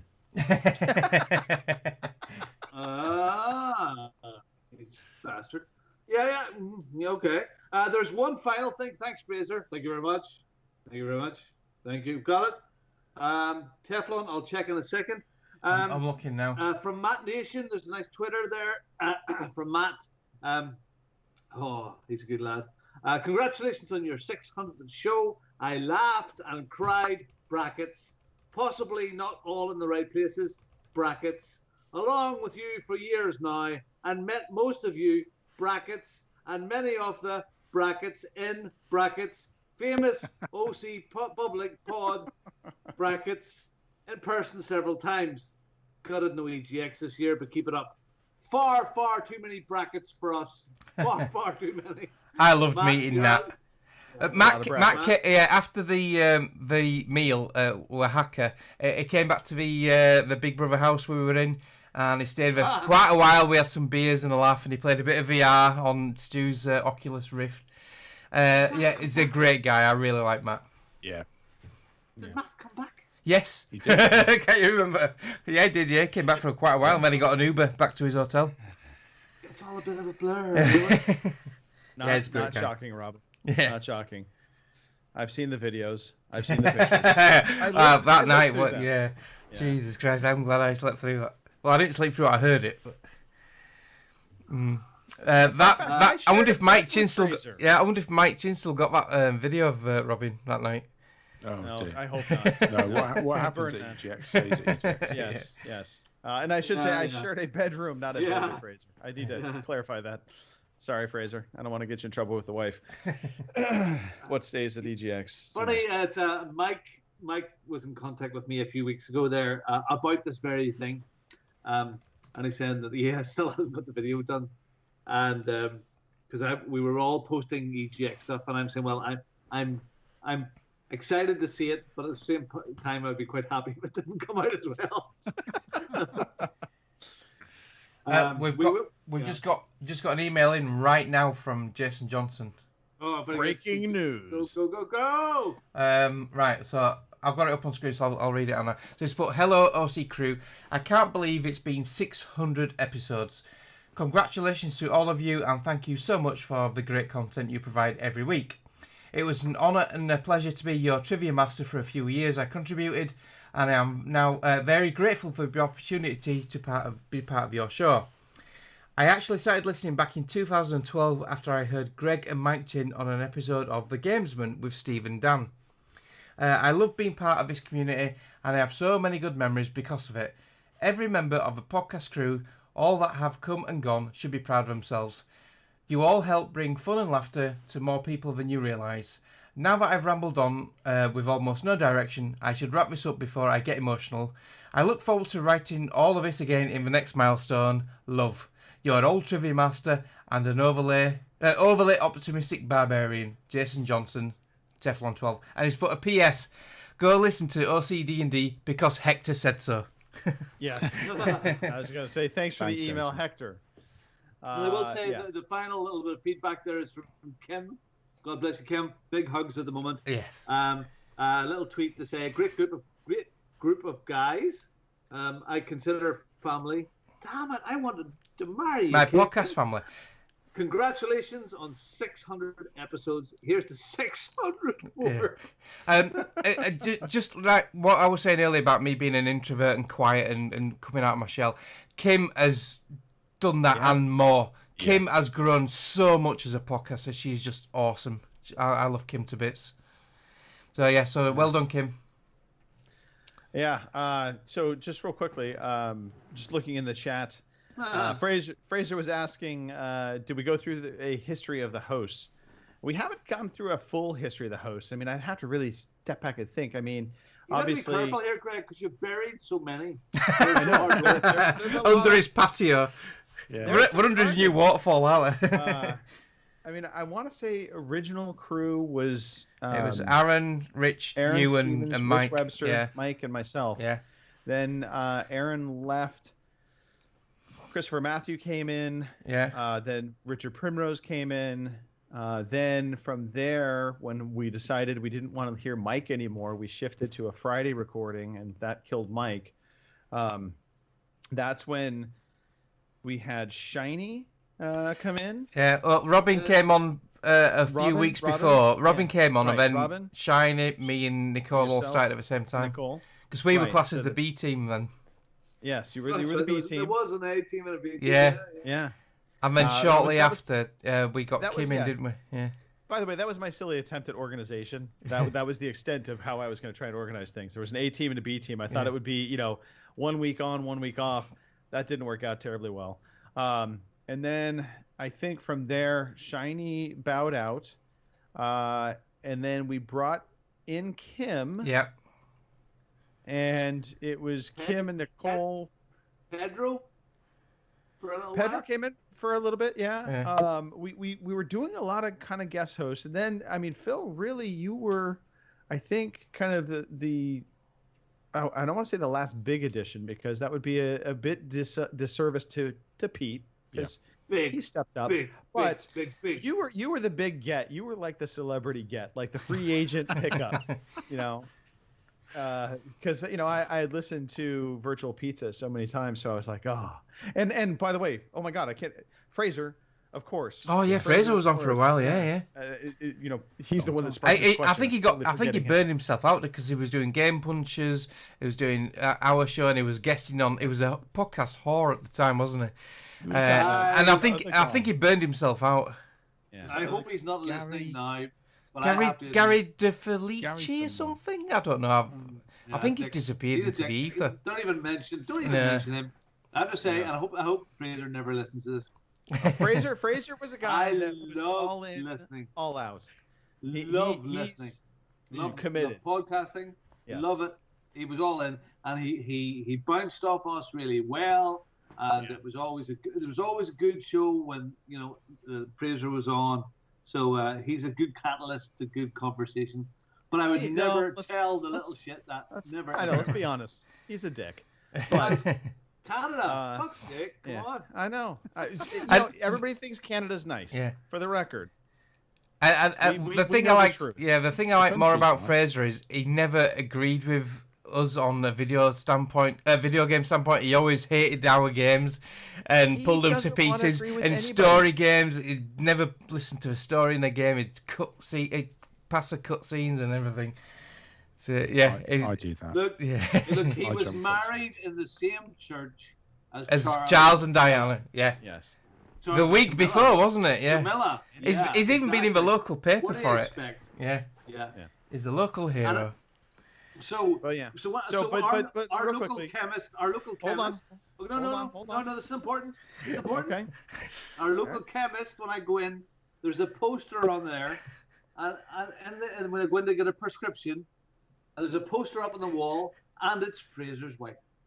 And every time I go in, I think of Fraser. And we have lots of foster kids; they're all on medication, lots of them. And I go in and I see Fraser's wife, and I pray to the God of Fraser's wife in the chemist. It's fantastic. I look up and go. I think of Fraser every time I'm in the chemist. Hey, Fraser did well for himself. Grace is a beautiful woman. She's beautiful. Gorgeous. But yeah, and no, Fraser is totally correct. We don't have a clue. That is why we get along. We are clueless people. But yeah, so really the latest addition was Pete, and Pete has been our ginger stepchild edition. But Pete's been a great addition to the show. And that's just it. We evolved this show. And when people do get burned out, they want to step away, like Fraser. We find people to jump in, and we fill that spot with somebody else. And amazingly, I've been for a long time, Greg. Well, I've been holding it together while you've been fucking off drinking wine. Thank you.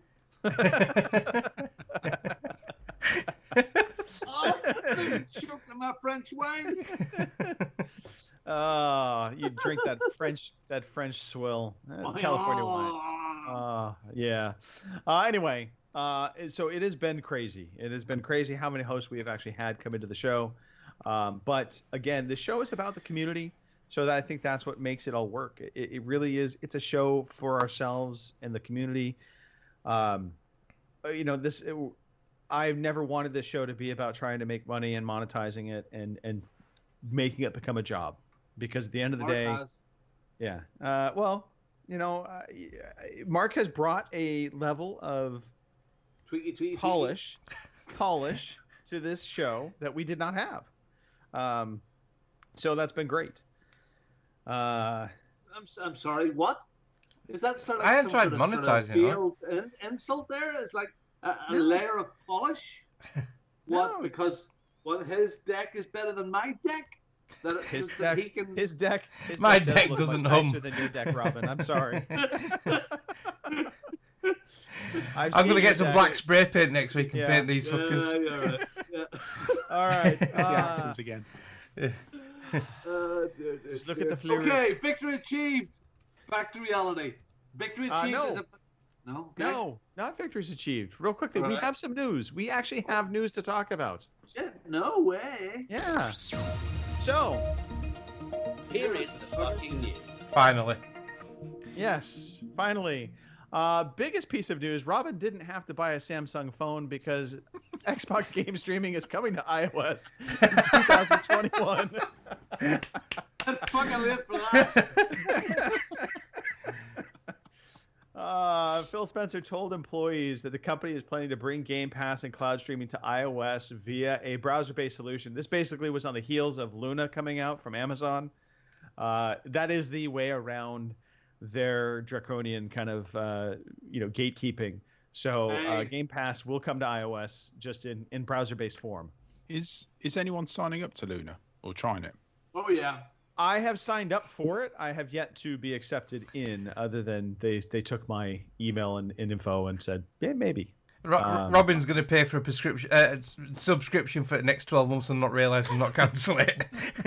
My internet is so strong around here it'll work really well. It'll be strong like an ox. I don't know if it's available in the UK yet, because I checked when you first mentioned it in the news a couple of weeks ago, and it was US only.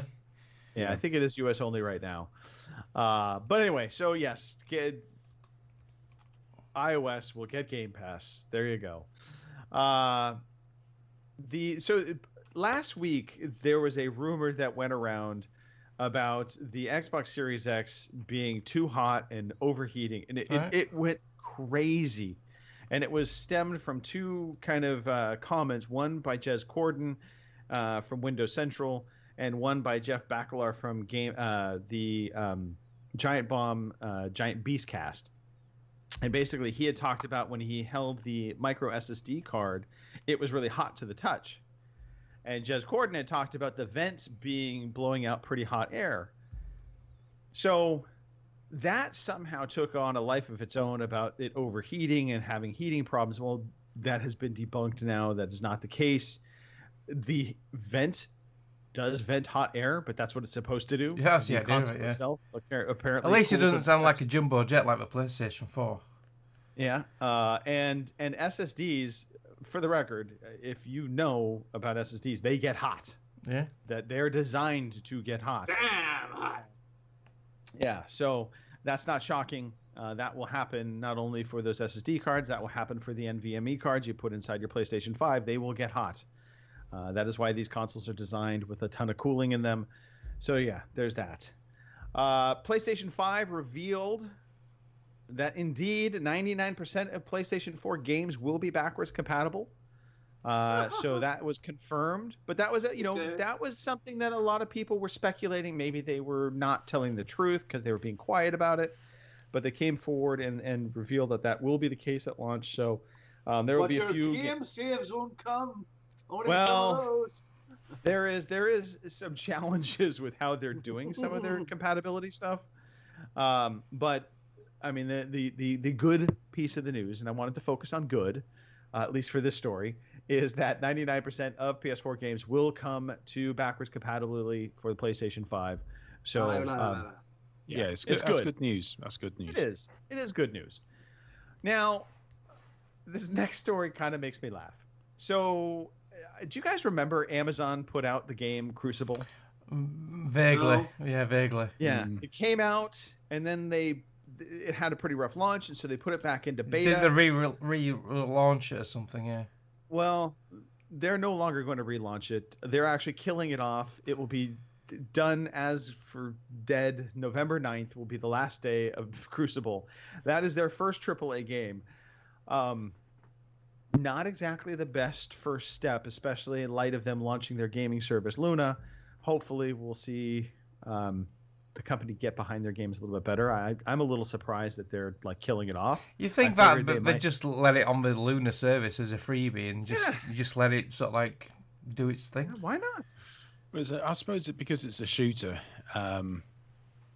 you have to run servers and everything to go along with it. If it was standalone, if it was a single player, then you could say, oh yeah, just leave it out there. But I suppose if they have to maintain servers to keep it going and it's continues to be shite, then it's still linked with Amazon, especially with Luna coming up. They don't want that sort of bad smell. Yeah, fair play. We don't want bad smells for our games, so there's that. All right, that is it for the news. There wasn't a lot of news, just a few little news tidbits, but I thought it would be worth mentioning those. So now we can talk about victory achieved, Robin. I'm just checking the Arizona Cardinals. And there's a Red Sea tonight. 30-10. Yeah, baby. Anyway, carrying on. Victory achieved is this fantastic thing that we've given away hundreds, nay, I tell you, not even nay on nay, thousands of dollars worth of money over the last many, many years, many moons have passed over my head, old Yorick, my friend. We've seen many moons as well. Anyway, what it is all you have to do is finish a game, and when the credits go up, you take a sexy photograph of yourself and you tweet that off to @OC_podcast with a hashtag. It's like 2 lines and 2 lines for old people with victory achieved, that funny little gate thing in front of it. You tweet that off and you get entered into a draw. And last week, we pulled the draw for the last quarter and someone won. And that person deserves an OBE, a knighthood, and a damn good jolly rogering from Greg DeLacy. Hold on. Sorry. Wait, hold on. Did he say we pooled? We pooled the name? Flowers, movie, film. Why did you just fuck way off? Okay? Anyway, the person who won last week was in Australia. Now, that's where an island, it's a big island, albeit. In fact, it's a continent. It's that big. No, don't be rude. It's a prison commune. It's an island, and where prisoners went to many, many years ago. And this convict, Mr. Miyagi, he won for finishing Mafia. What he has done... We got him bail money. Yeah. His bail money, he has decided that he wants it to go to Gary Lever for Extra Life, which is a beautiful thing. So thank you very much, Mr. Miyagi. That's a gorgeous thing that you've done. Yeah. We love you. That is. Thank you for supporting the podcast over many, many years. We love you. Fantastic. The people that finished games this week, there are many of them. They are many, many in number, and they all begin with Hardly Dan. I've just seen the list. Hardly Dan, he finished Halo 3. Someone called Hardly Dan finished Halo ODST. Someone going under the name, the handle called Hardly Dan, he finished Star Wars Squadrons, which we talked about earlier. And I'm quite sure there's a few more he hasn't been asked to send in, but he also finished those. Infected Psych. Oh, he's not Hardly Dan. He's not Hardly Dan, but he knows him. He finished a game which really isn't a game. It's called Tracks, the train set game. You sad, sorry little man. It's a lady. Anyway, those 4 people are now entered into the draw. The draw runs from the beginning of October until the end of the year. And now, just as a little taster, we play the sound of a larger-than-life man who has come on the show 600 times. I think it was disgraceful. You all have a victory's achieved. Victory's achieved. Victory's achieved. Oh, dear. Oh my goodness. Anyway. Well, thank you for that, Robin. That is the way to wrap this show up. That is true OC podcast fashion. By the way, as inmates go, Mr. Miyagi is one of the nicer ones. So it couldn't have been a nicer thing. Thank you for that donation towards Gary's page. We really appreciate that. All right. Look, you've made it through this show. The 600th show. If you've been here for all 600, I'm truly sorry. If you've been here for 400, no refunds. Still very sorry. Yeah. Even if this is your first show, again, truly sorry. But we hope you do come back. We hope you come back next weekend because we will be here every weekend, Sundays without fail, except for once in a while. Holidays, that kind of thing, they pop up. I think we take once a year. Yeah. Christmas. Yep. If it falls on the day of the podcast. Exactly. But if it doesn't, we don't miss. Well, we do miss the toilet a few times, but that's beside the point. All right. Follow us on Twitter at OC_podcast. Follow us on Facebook. We do have a Facebook page. We post up the podcast there, all that good stuff. That's fb.ocpod.com. Of course, you could email the show like the fine folks did today, podcast@ocpod.com. We really do want this to be about the community. So take part, have fun with it, talk to us, tell us what's going on in your lives. We will shit all over you and do it with a smile. Yeah, let's do some shout outs. Let's pass it around. Phil, why don't you start? Yeah, so I'd like to say thank you to everyone in the chat. Thank you to the guys who emailed. We really appreciate it.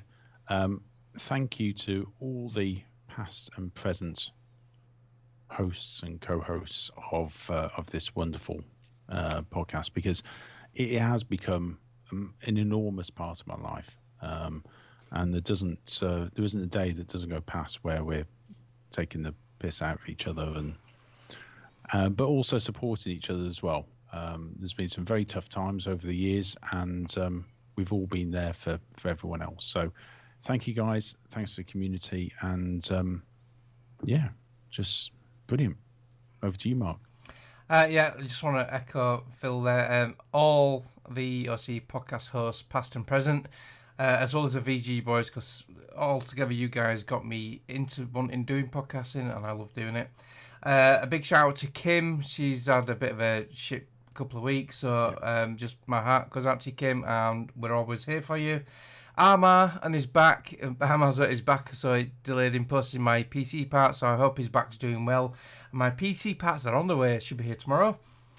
Mr. Miyagi 1984 for the lovely gesture of donating his winnings to the Gary Lever Fund.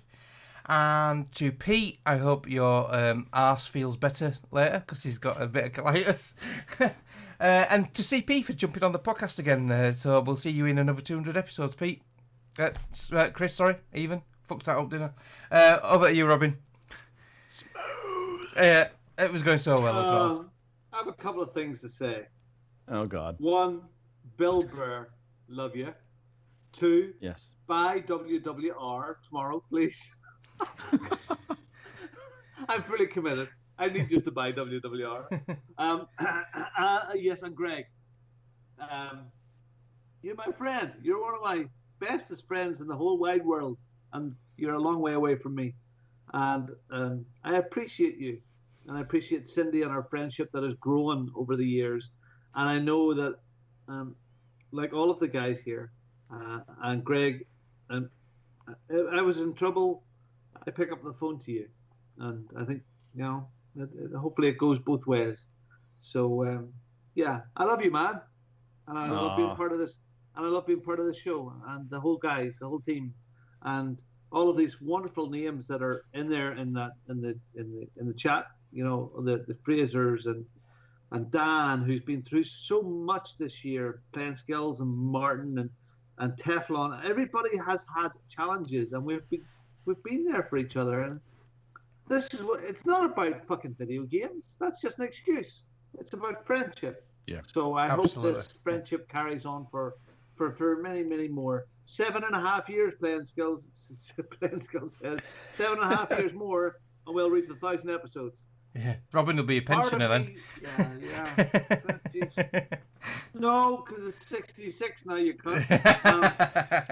Anyway, thank you, Greg.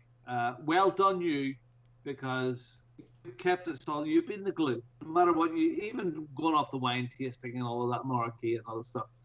But you're the glue, and we love you, and people love you and respect you for some fucking strange reason, but they do. So, thank you very much, everybody. Love being part of this. I can't believe I've been here for so long. So, anyway, over to you. Take us home. Let's proceed onwards to the next milestone.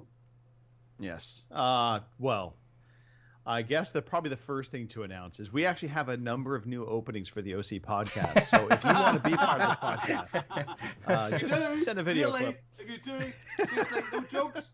No aside, jokes. Jokes aside. If you want to be a host, come along. We'll have a chat. Yes. But in all seriousness, smooth. Apart from Fraser. Hey, sir. No, you know what? There's not a host, there's not a person in this community that I truly don't have some kind of affection for. Even the ones I don't get along with, I still love. So, Gingers? Except with the exception of the Gingers. I have to thank Eric Duke Scath. Because no, that has nothing to do with that. I have to thank him because of his obnoxious soundboard. Mark was like jealous and needed to get a soundboard and up the ante. So now we have a soundboard. Thank you, Eric. Exactly. I'm President Xbox. What are you on your way to a dick meeting? I was like podcasting with you. There's no cure for being a cunt. It's just it doesn't stop. And so yes, I have to thank Eric for that. Oh God, I feel like we're podcasting with Duke now. But in all seriousness, you guys are all my friends. I could not ask for a better group of buddies. If I could, we would drink a beer in person every Sunday.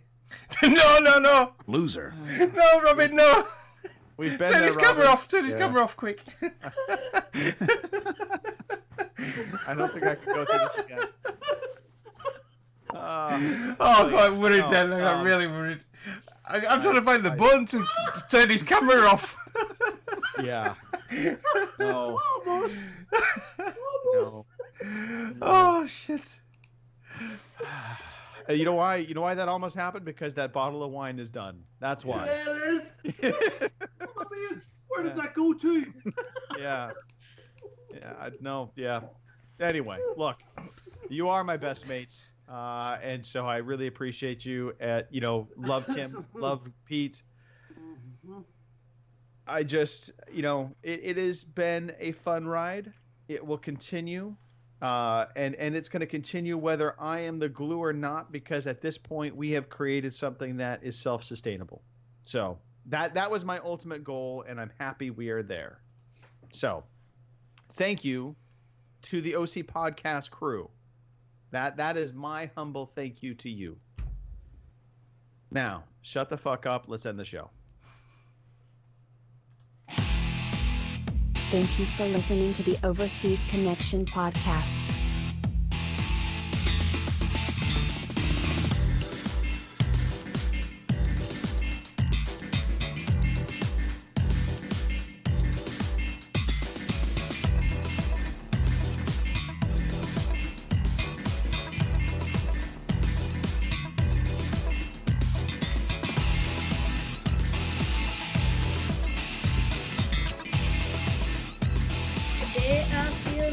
See you same time next week.